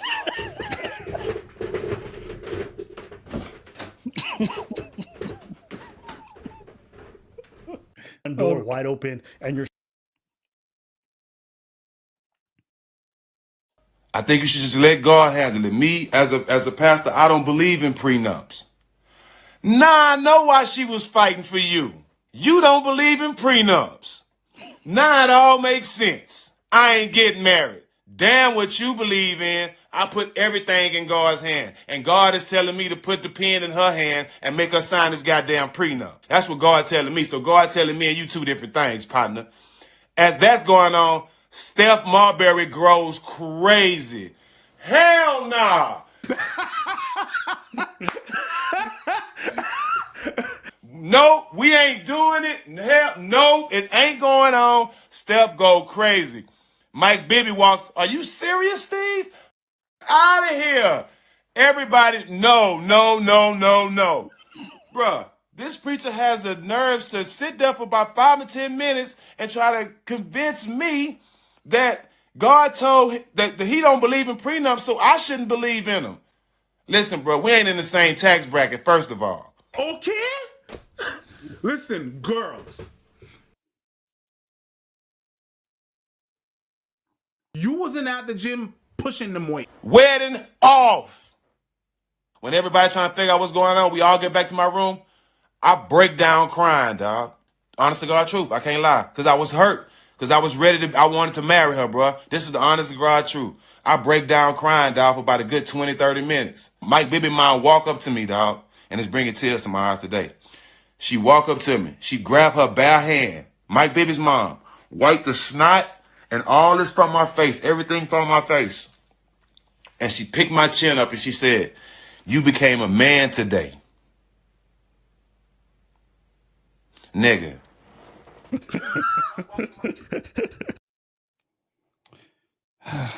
All right. Now he goes into some more detail about them going out, and he ended up smashing one of the bridesmaids that was going to be in the wedding. But again, like I said, it's another conversation. But make sure y'all go check that video out, man. Mars, he eventually marries. Y'all put the link in the chat. He ends up marrying her too. Gotcha. Oh. But didn't he have a nasty divorce? Wait, he did end up marrying her? No, he ended up marrying the bridesmaid that he hit that night. He married the bridesmaid. It was her best friend. That day or a different day? No, not that day. No. Oh, on the line. Okay, another day. Yes. Years later. Years later, yes. Okay. And that the other girl signed a prenup, I'm assuming. Right. So, again, just context. Context, man. Like we talk about, why that man making you wait so long. This is the title of this part. And we done spoke about a lot of variations as to why. But this is a big one. Just like Kayla said, it's a lot of men out here preaching no to marriage at all. Why? Because risk of assets, things of that nature, right? So what was I just want to get y'all take, man, on that situation and how it played out. Now, context, because I don't remember him saying this, but I think he said that they agreed to the prenup way in advance of the marriage. Yeah. But then she kept stalling, and then it got to the day, and she's like, well, I'm going to get around to it. Well, okay, I'm going to do it. Never did it. So he ended up breaking the marriage. But I just want to get y'all take on that layout. That's a classic story. He created his own crazy. If you give somebody something months before and you're the day of and you still get dressed and go through with that, you created cut it. I saw it coming. Cut it. It's like common sense. Cut it. That's unfortunate for both of them. Do you not? I can only imagine $400,000 wedding. Everybody's there. I felt that like for both of them, for everybody, for both sides, the man and the woman, to show up and your homeboys my, nah, we not gonna do this. Like, but that's the woman you love. And I get it, the prenup, but you could have avoided all of that fiasco. You could have snipped that. And then you went out, right? I don't believe in prenups. I'm not signing no prenup. And she could have said that, or he could have confronted her way before that. Listen, this is not going down. We're not moving forward because it's your money. It's your show, right? It's your money. It's your show. You didn't have to do all of that. So I kind of, maybe something's a little bit off with him to even let it get to that point, because as a man, you need to also be a good decision maker for yourself and protect your own reputation. You don't have to walk into danger and touch it to know it's hot, right? So just from that perspective, as a man, have some sense about yourself. Don't play with yourself like that. Don't play with your family. Don't play with her family. And nobody would have had to have white snot from your nose. You know what I'm saying? The other thing is he went out and slept with the lady in the wedding. I mean, like the bridesmaids. So like, you don't make good decisions to me. That's what I'm looking at him more so than her. This could have all been avoided. That's my 2 cents. Hey, bro, what Sheba telling y'all, man? When y'all see some funny shit, cut her off, dog. That's what Sheba just told y'all. If she ain't riding the way she's supposed to, let her go. Out to the wolves. It's a $400,000 mistake. He would have saved that money. Listen, okay, so if it's a $400,000 wedding, he said months before, I think he said about 6 months before, they actually agreed. So she never signed it, but he didn't see that there was an issue because she agreed. At 6 months, hadn't he already lost the money? What you think we could have saved at 6 months prior to the wedding? What could he have saved? He probably would have saved, in retrospect, about maybe half. like half. Yeah, about maybe half. She should have saved it all because she should have signed before the marriage even got started, before the nuptials even got started, before they started planning. She should have signed the paperwork. This is what we talking about. Men have to make the correct decisions. He wanted a prenup, but he didn't stand on what he really wanted. Before we even get to moving this stuff, I need this sign. If you don't sign it, I'm not spending a dime. So it takes about a year to plan. So you think that he, instead of being 6 months before, he should have been 11 months before? No, I'm saying before he spent the dollar. Before he spent the dollar, before he put it up on Facebook, we getting married, she should have signed that prenup. Yeah, he could have saved all his money then, I guess. Yeah. I'm gonna say she fumbled the bag. Personally, it depends on how much of value, because it's so. But I understand the prenup look a certain way, and I kind of agree. Like, if you don't believe in prenups, then y'all must be on 2 different pages. If he does, but if it's more value in the marriage, it's kind of like when I called on Sheba show. I'm gonna use Tisha and Mara, so y'all don't watch Love and Marriage. But anyway, it's a couple. If you're in a situation where the man pretty much is taking care of everything, you could have a prenup, but also be building your stuff too in the relationship to sustain whatever it is you want. And there's way more benefits in marriage versus you being worried about, if I can't take something when we don't work out. You should be building up your own, so you're not worried about taking his if that's really your concern. But I just think that overall, like, I agree with everybody else. Like, first of all, if you so gung-ho about a prenup, she probably thought you weren't that serious because you allowed her to plan it, the whole wedding, $400,000 worth, and now you're trying to put a prenup. First of all, $400,000 is ridiculous, because I don't even know if I'm gonna like you for 40 years or anything. Like, I don't even know what I'm gonna be doing to even want to be with you. So I think that's ridiculous. But it should have started like, look, I do want to marry you, but sign this paper if you're trying to plan, because we're not moving if you don't sign this. But he made himself look like a goofy, and he probably seen the best friend, and he was like, damn, I should have just talked to her first. So let me just kind of go and slide up in there. I mean, it depends on what you're really looking for. If money wasn't a thing to him to just throw away $400,000, then what was the big thing? Because you could have got a post-nup. Or it could have been like, what was the value? We talked about, the super chat said something about quality and characteristic. What was her quality and character that made you want to propose? Or were y'all, you know what I'm saying? I don't know. It just seemed like he set himself up and she fumbled the bag. Like, I wonder what she agreed to. He said she agreed to the prenup. I wonder what she agreed to. Yeah, that's the other thing is that, like, I think people think it's like this blanket prenup thing. It's a when requirement, there's really though. not. You're supposed to sit down and discuss the terms of it with the person and talk about, okay, and both have to discuss agree. custody. Discuss, Well, your attorneys do.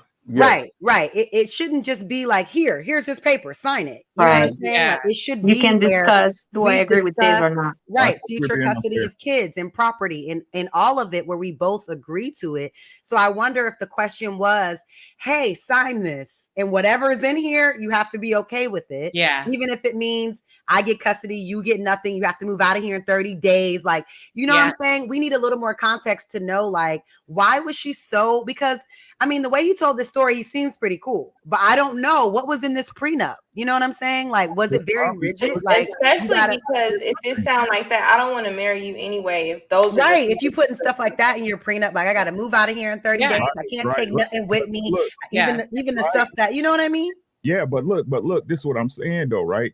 So who's responsible? So I say he's responsible, but with that being the case, listen to what I'm saying, right? With that being the case, if the prenup had to get drafted, correct? That's what I was about to say. Before she even signs, it got to be drafted. Right. So she been sitting on it. So whether it was term, but this is what happens when the guy when there's leverage in a relationship and money is the motive, right? He sets the terms. He's the one presenting a prenup. So with that being said, she said all this time, whether she agreed with it or not, whether she took it to her lawyer or not, she sat on that paperwork. I don't think she had the money to get a lawyer. Now that I'm thinking about it, I don't think she should have got one. No, but I don't think she was financially in his arena to be able to get a lawyer that could qualify to comb through that level of a prenup from a star athlete. So now that we're talking this, I don't think she had the money. So she had did the money. nothing. Yeah, I mean, she just planned a $400,000 wedding. She getting some benefit from being with that man. You said until he says I'm done. Right. When he cut her off, but between then, I'm sure she not walking around with no money in her pocket with rabbit ears on her pants. She's with a millionaire. I'm sure he was taking care of her and she was getting an allowance or something. Correct? Is that fair to say, or am I off? That doesn't always happen. Very fair. But very fair. Likely. She also, if she really wanted to, she could have slid some of that $400,000 over to a lawyer just to make sure she was winning in the prenup, or would win if there happened to be need for the prenup. And SB, that's facts. Or he could have just been a person like, well, let me know, I'll call and pay for it. Like maybe he was paying stuff directly without giving it to her. Like no money could have took care of that.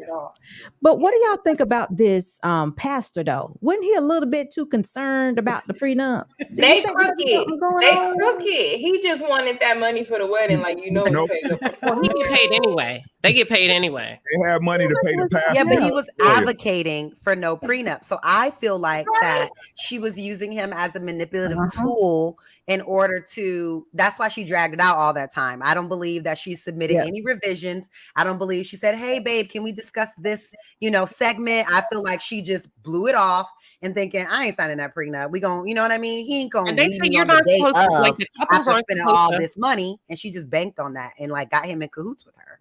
That's why I think she didn't have the money, y'all. Because when you do prenups, the first thing they tell you is y'all are not to talk about it.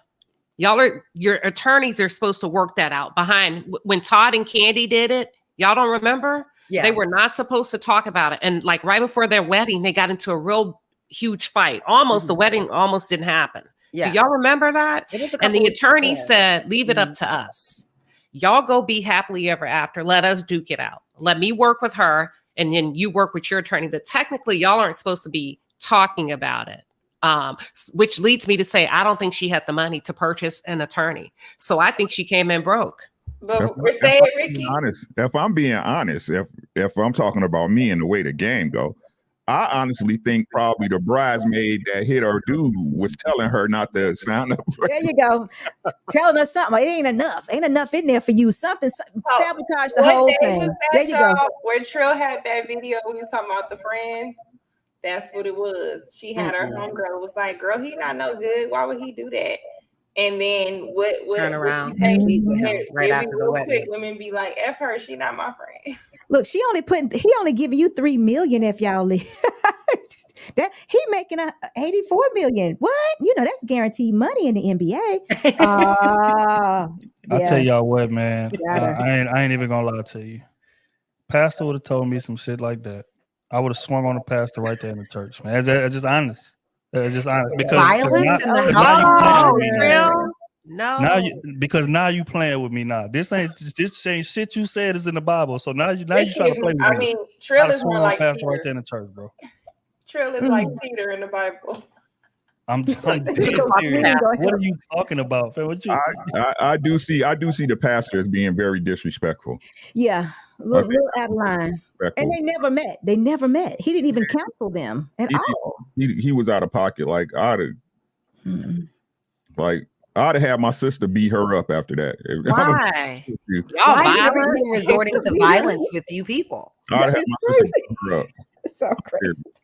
Yeah, this millions of dollars, which is what Al just said. Like you said, you know what I'm saying, he did take a $400,000 hit, but he dodged 30 mil. So that's why I swung on pastor, because that's just like him putting his hand in my pocket and taking $30 million. You trying to line me up? Yeah, that's what happened. You try to line somebody up to get robbed. That don't go unnoticed. And then you gonna put it on the Lord? I think it was the bridesmaid though. That she had some ulterior motives to do it, and she won. For sure. She won. Well, it could have been a Portia situation. Like, I didn't go into it expecting to steal your man, but oops. No, it ain't no Portia situation. She was a bridesmaid. She wasn't some girl from work. A girl from work that I know from work. Like, that was foul from the beginning. She was in your wedding party. Yeah, they would have been married that night if she would have signed. So you still gonna fuck him? Excuse my language. Really? She probably would, actually, once they got married. She would be the type that we talking about a man that makes more than the average. Probably. It don't matter. You control your coochie. No, he got the deal. She was gonna she's gonna let that man crown her shoulder and everything. She was gonna seal the deal. She did.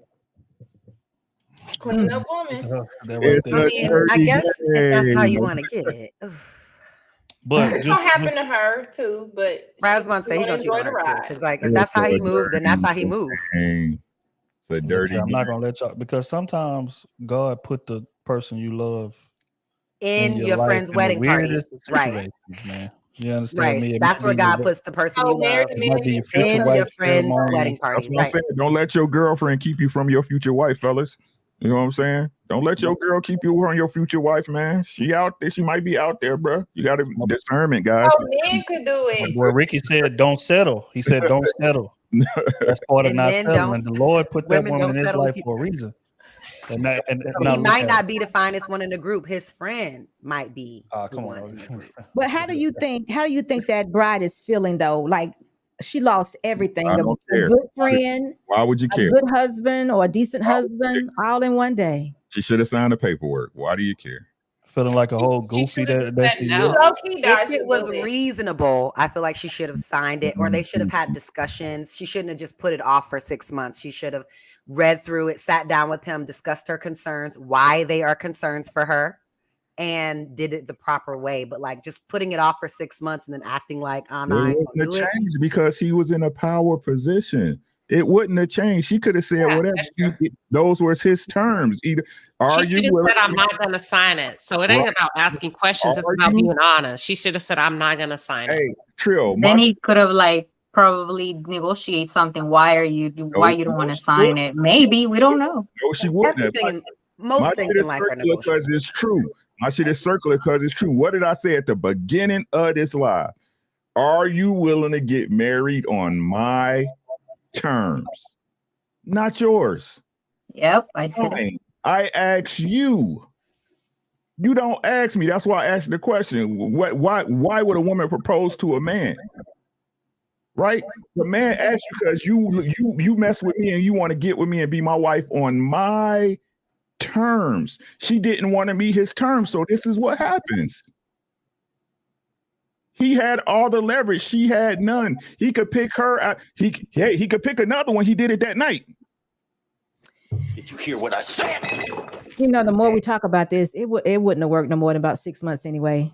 It just, Yeah, that's what I was thinking too. Yeah. You know what? The reason is because she was already thinking that this is gonna end in divorce. right. She's not thinking about like, I'm gonna do everything and anything that it takes to make this work. That's not what she was thinking. She's No. getting married thinking that this is gonna end in divorce. And that's why I need to guarantee that if it ends in divorce. And her girlfriend wanted her man. I mean, he don't seem like he's trustworthy. No, Yeah. definitely not trustworthy. I don't understand. I wouldn't have married him. I don't. Yeah. Ain't no telling what was in that prenup if she was That's scared what to I'm sign saying. it. Yeah. She was scared to sign it. It's got to be something in it that we don't know. But you can say still, if you don't like, did she even read the prenup? Like, seriously, did she even say like she should have communicated? I'm sure she read it. But why He didn't read she it. say? But He why said he didn't she agreed on say? it.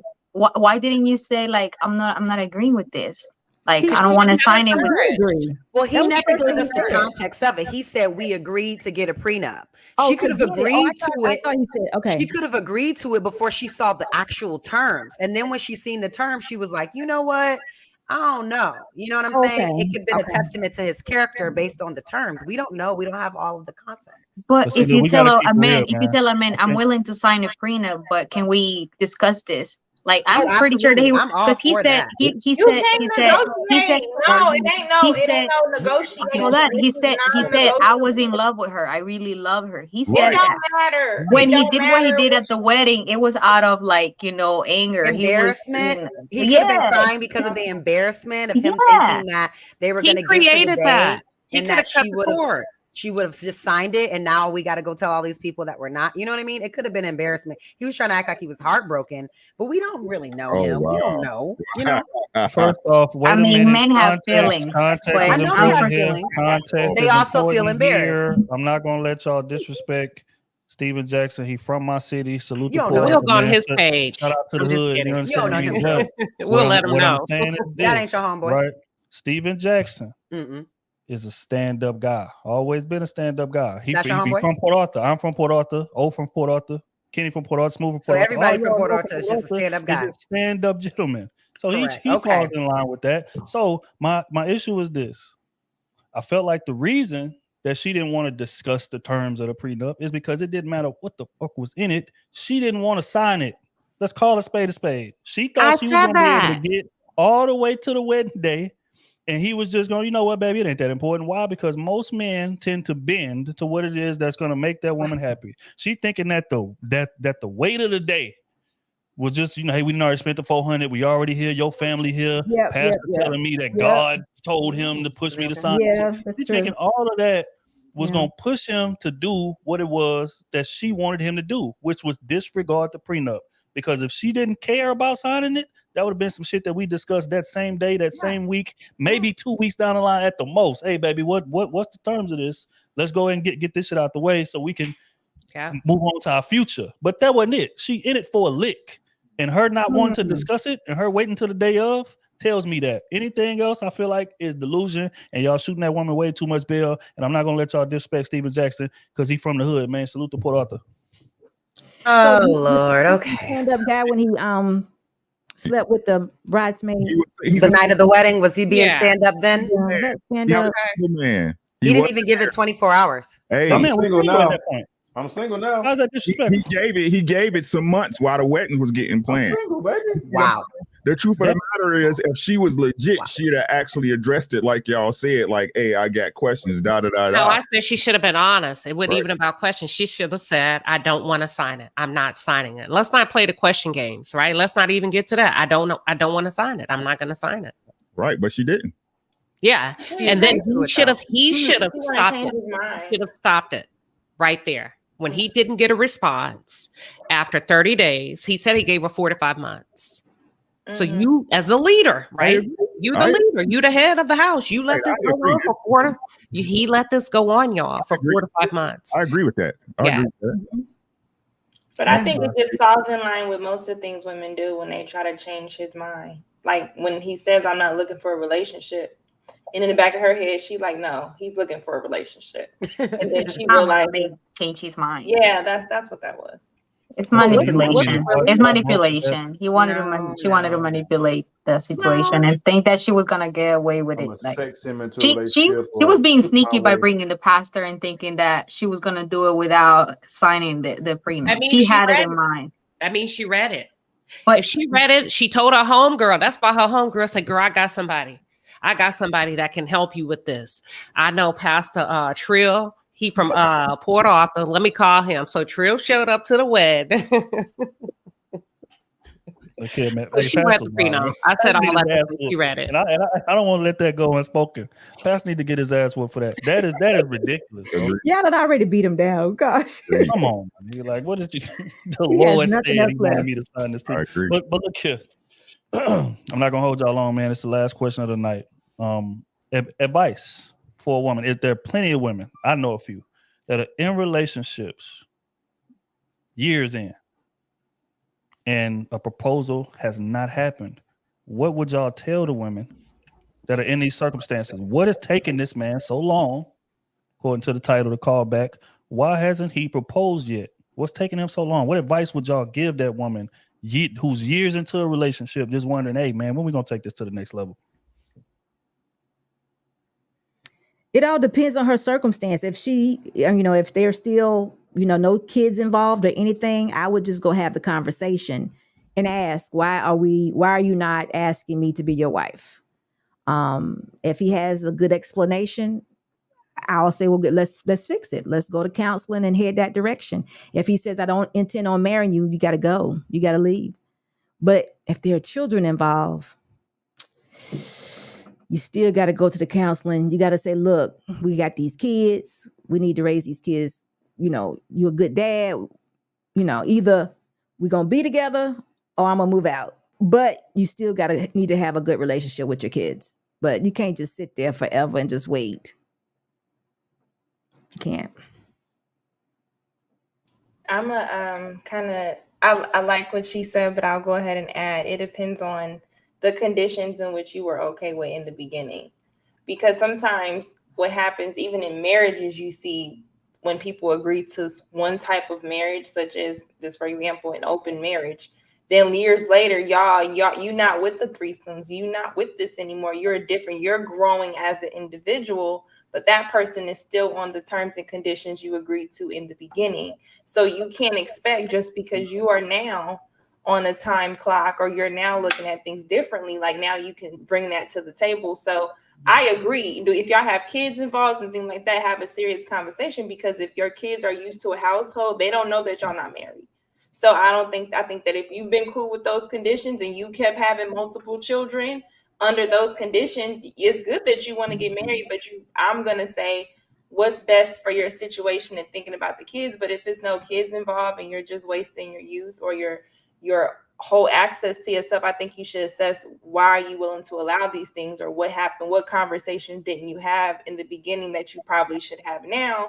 And if that man is looking at it like, look, I'm just cool with how we are, it's just a piece of paper, or whatever the case may be, and that's not how you believe, I think you should probably swallow the pill, crush it up, put it in water, whatever you need to swallow it, and realize I'm going to have to leave the relationship, because you can't make nobody do anything. They either see you as something or they don't. That's it. You can't become something. So I think women should be careful with doing that, because I've seen that so many times. Like, my family do that well, be in long-term relationships without marriage. It seemed cool, it seems normal, but then it's like when you go to get those things, when you go to the doctor, she can't come back there. When you go to different things that happen, it's like you don't get those same perks, but you get all the headaches. So I think that it just depends on what you signed up for. And in the end, what do you expect? Where do you see this going? But if you like 60-something years old and you've been with Harry as his girlfriend for 20, girl, just sit down. Just like, what you about to do? Be out here being single? Like, no, it depends on your age, in my opinion. And it depends on what could you do. Are you comfortable being by yourself? Because most of the time when you waste most of your years being cultivated and molded for one particular person, it's kind of hard to get back out there. So like I said, it depends on your age. For me, you might as well just stay there, depending on how long it is. Sorry. Just shut up. Can I answer? So I think if someone said it earlier, I think it was Queen, that someone skipped certain steps. So if you're in a relationship for this many years and he's still not proposing, I think you should have asked her, the reason why. But at the end of the day, it's kind of like you skip that step. So just deal with the marriage and just say, hey, let's go to the city hall. I'm not looking for a wedding. I want to marry. So if he agree with that, because sometimes he might be thinking that, remember the initial thing that people might be stuck with the idea that they want a specific wedding. But what I want is marriage. So if I want to be married, then let's get married. And then eventually let's celebrate 5 years or 10 years, whatever, as a wedding. Why not? And see what he says. But I would say try to find out the reason why.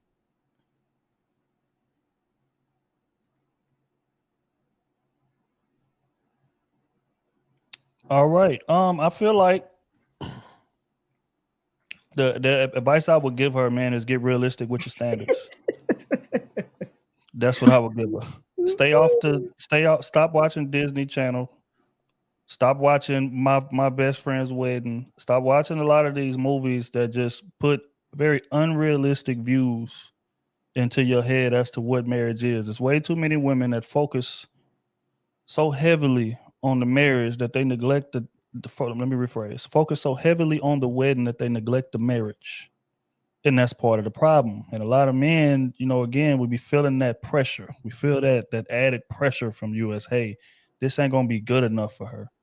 So that causes us to prolong it. It causes us to feel like, man, look, man, I got to get my money to a level to where I can give her what it is that she wants. Because just like Steven Jackson said, we do love the woman and we would love to please her. But a lot of times we may not be in a position to give you what it is, again, that your expectations may be, which are, like I said earlier, skewed by what you deem as ideal.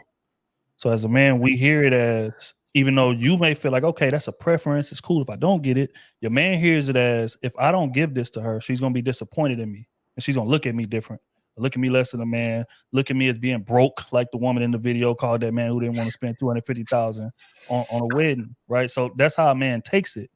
So in his head, he like, well, yeah, I need to come correct, because spending $4,000 on a ring ain't enough. It's gonna get me ridiculed. I need to make sure that I can drop that 10 ball or drop that 15 or that 30 or whatever. You understand me? And again, it kind of pushes everything back. So now you wondering why this man ain't proposing. Was because you done subconsciously put in his mind that what he's making or what he's capable of providing right now, it's not good enough. So that's gonna cause him to prolong it. So I feel like that right there is the main reason. And I think that if more women was willing to build with a man in that regard, then men would be more willing to say, you know what, let's just go get married. And again, it don't got to be City Hall. It don't got to be nothing like that. But again, it don't have to be $30,000 a wedding either. Damn sure not $250,000 or $400,000. That is goddamn egregious. But there's a lot of space between $400,000 and City Hall. Let's find somewhere in between it.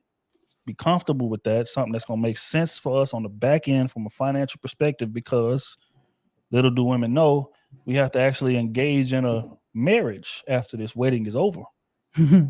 And now our circumstances have changed drastically because I'm paying a damn credit card that got a $30,000 balance on it with an interest rate of 21, 24.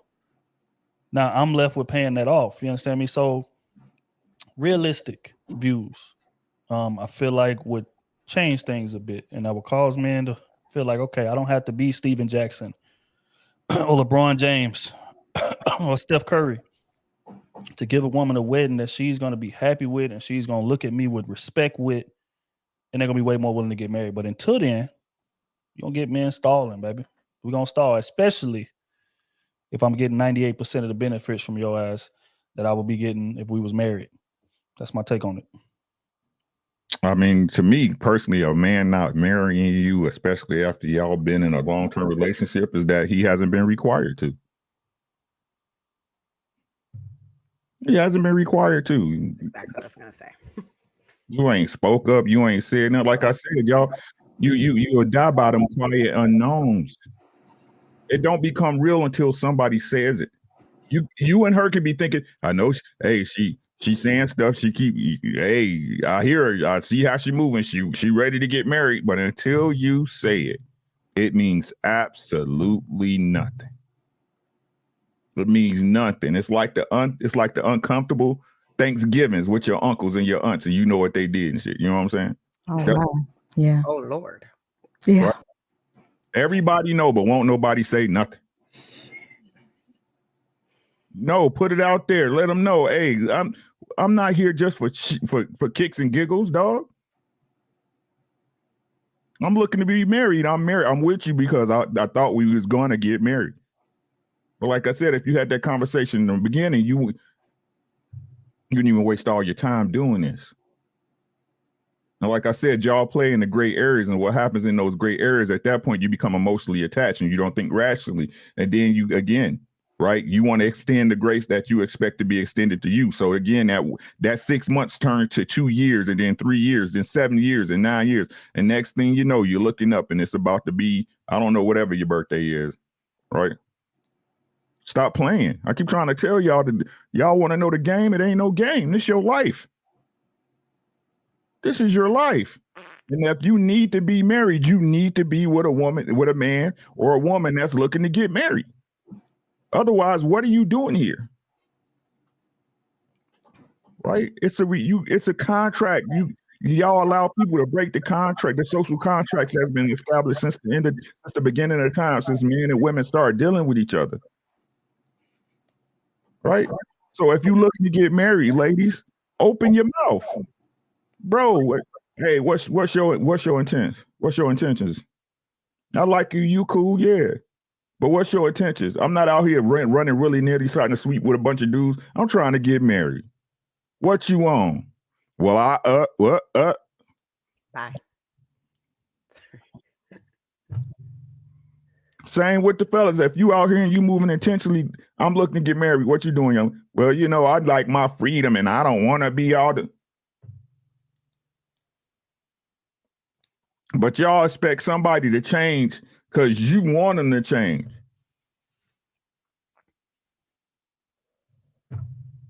You haven't required them to. That's all I got. Well, I mean, Ricky basically said what I was gonna say. You know, I was just gonna say you hit him with a nice, cute ultimatum. It's not like a conversation like you marry me or not, but like just personal experience, right? I ain't made it down the aisle, but I figured out that part. Okay. I'm not gonna do long-term relationship type situations. Every now and again, say little things like that to let you know that there's a clock on this whole me being your girlfriend thing, to let you know that like at some point you're gonna have to make a decision, or I'm gonna have to make a decision. And what you gonna do? Like my dad said, I'm ready to love. What you gonna do? And that's what he gonna ask you too when you meet him. What are you here for? What are you doing here? So yeah, I do believe in ultimatums. Life is about decisions. Can you make good ones? And like I said, I wouldn't hit him with a marry me by next Tuesday. Yeah, like that's not it. It's not it. That's going to be a complete turn off. But like you're always putting an energy out there, like, babe, when we get married, but you got to let them know. Yeah, and I think the timing of that is important as well. I want to put that out there. That intention needs to be laid out from the door. Like, it's so many women who run into a guy that they like, and they don't want to scare him off. So I'm not going to make marriage seem as important as it really is to me, because he's not speaking on it, or he may not, whatever. Like, I don't want to make it look like I'm trying to just press him to do something. So I just ain't gonna speak on it at all until it gets to a point to where I'm getting fed up. And now when I reference it or allude to it, like Kayla said, it's a bit more passive aggressiveness in it. It's a bit more aggression. It's just like, okay, no, you need to do this. Like, that's the sentiment. But if you lay that out from the door, then that man know what he's signing up for. You understand me? And I feel like that is very important, because as a man, one thing that we respect, believe it or not, is a woman who has standards that she's willing to stand on. But you can say marriage is important, but if you showing me, hey, I could just go, you going along to get along, then we're not taking that serious. And that's what a lot of women do. Even in, let's take it off marriage, just commitment in general. You got a lot of people, a man come into a relationship, just like Lucky said earlier, hey, I ain't looking for nothing serious right now. And the woman, knowing that she is, still continues to mess with him. And sometimes let the lie come out of her mouth and say, hey, me neither. We just gonna see where this goes. You know, it's all good. You know, whatever. We just kicking it. It ain't no pressure. But in her mind, she really liked this man and wanted to be serious, but she's not saying it. And now he starts moving like it ain't serious. And then she builds up resentment, and then it overflows into her doing something crazy or doing something insecure or blowing up and having a big ass argument with this man. But no, that's on you. You didn't make your intentions like bluntly upfront at the beginning. And that's what got us in this situation. It's the same thing with marriage. That man has to know that, hey, she is serious about that. And if I don't do it, she will walk. He has to believe that. And if he don't believe you're going to walk, he's going to continue to drag your ass along. That's just the reality of the situation for as long as you'll allow him to do it. I agree. I agree. Like everything Ricky said, like from when I was dating, it was either one or two things. Either I'm telling you I'm out here doing my thing, or I'm having fun. I'm just, like to get to know you, but it's not going past that. Or I'm saying I would like to see where this goes. One of the two. I'm either all the way single or I'm in a relationship and it's lasting for a little bit. So, I mean, it's either or. And yeah, those conversations got to be had. Maybe not first date, but second or third. Definitely, if you feel like you're interested in them, that conversation needs to be, had. Like, hey, have you even thought about getting married? Some people dating and they just want to date their whole life. They don't want to get married, so they just enjoying themselves. So yeah, that conversation definitely got to be had early on. I think that would avoid, a lot of things down the line. The only see where this goes to me is I use that as a phrase. I would say that's a phrase in terms of to see if we're going to be in a relationship, because I feel like there is no reason to even be in a relationship if you are not marriage minded. You know what I mean? Even on the first few dates, you could say, yeah, I want to get married. Yeah, I see myself being married. You didn't say to me though. So we're going to see where this goes over these couple of months. And if I'm not feeling you know what I mean? We're not getting the compatibility. We're not on the same page in terms of how we live our lives, what we want. I don't even feel like we should get in a relationship. I think we should just stop seeing each other and keep it moving, because then you just start investing so much when you get into a relationship. And I actually recently can identify with it. I just feel like you shouldn't get in one if you don't see that person as if you don't low-key love that person, to be honest. I don't really see why we need to get in a relationship. Oh, let's get together and let me make you the only one to see if I can love you, to see if we are on the same page.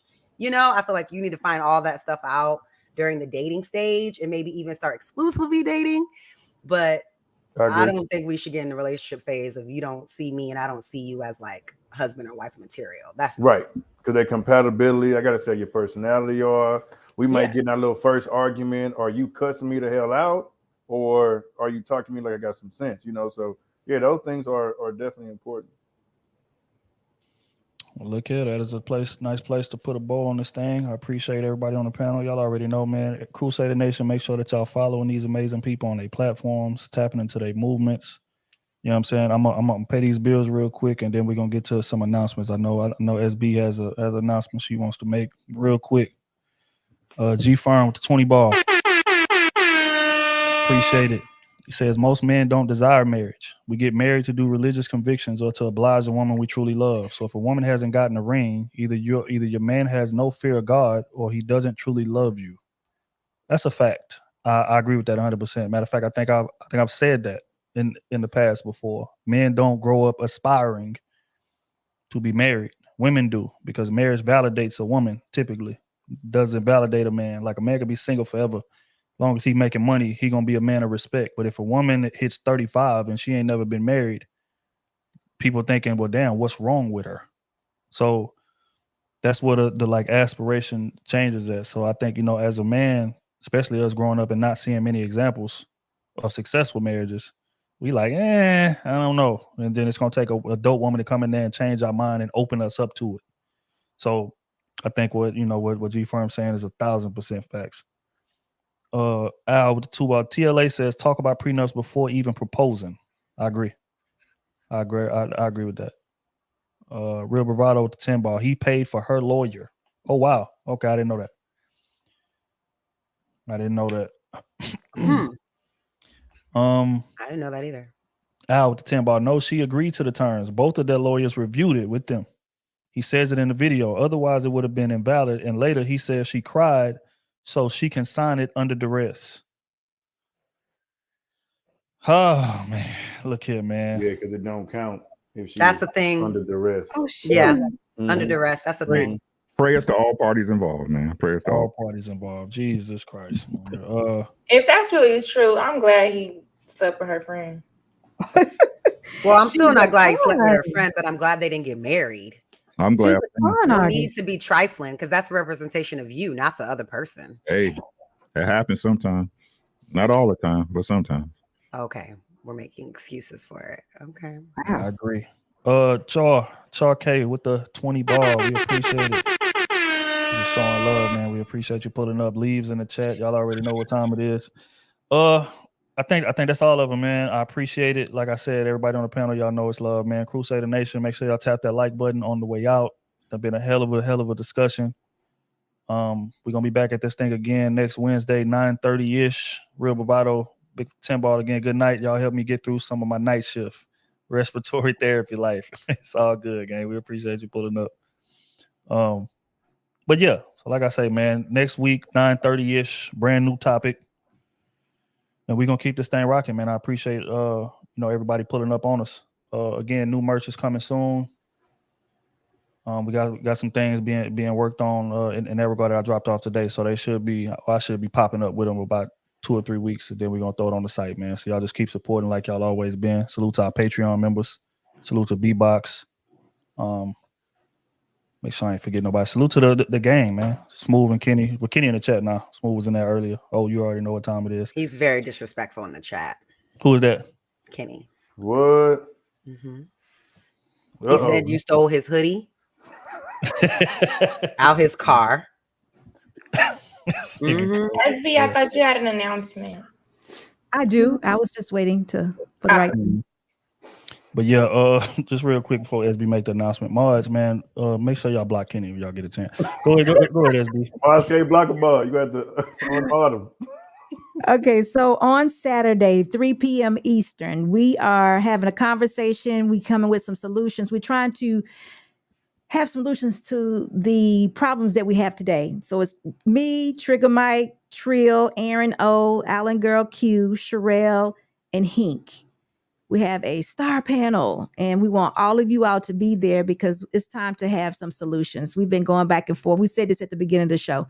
We've been going back and forth for so long. Now it's time to have some solutions. So we're going to just start having a conversation. We already having it, but Saturday at 3 p.m. Eastern, I would love for you all to be there and to join in on the solution-based show. We're calling it actually conflict resolution. So on my platform, 3 p.m. Eastern, Saturday. All right. Thank you. I'm looking forward to it, man. Make sure that y'all tap in, man. We're going to post a share it to the community tab. The day of, as a matter of fact, just to remind y'all. So we need to see all them leaves in the chat, man, while we over there. So anybody else got anything that they want to announce or they got coming, or y'all want to get off before we get up out of here? Okay, everybody. Not at this time. Oh, okay, not at this time. Not at this time. All right. Well, look here. Like I said, man, I appreciate everybody for pulling up on us, man. Until next Wednesday, 9:30-ish. Wow. See, disrespectful. Mm-hmm. It's so tight. 9:30-ish, man. Like the $2 ones that just be funny. Like it be so petty. So volatile. Look at that. Mm-mm. Always. But yeah, we out of here, man. Love. Appreciate y'all. All right. Man. Good night, y'all.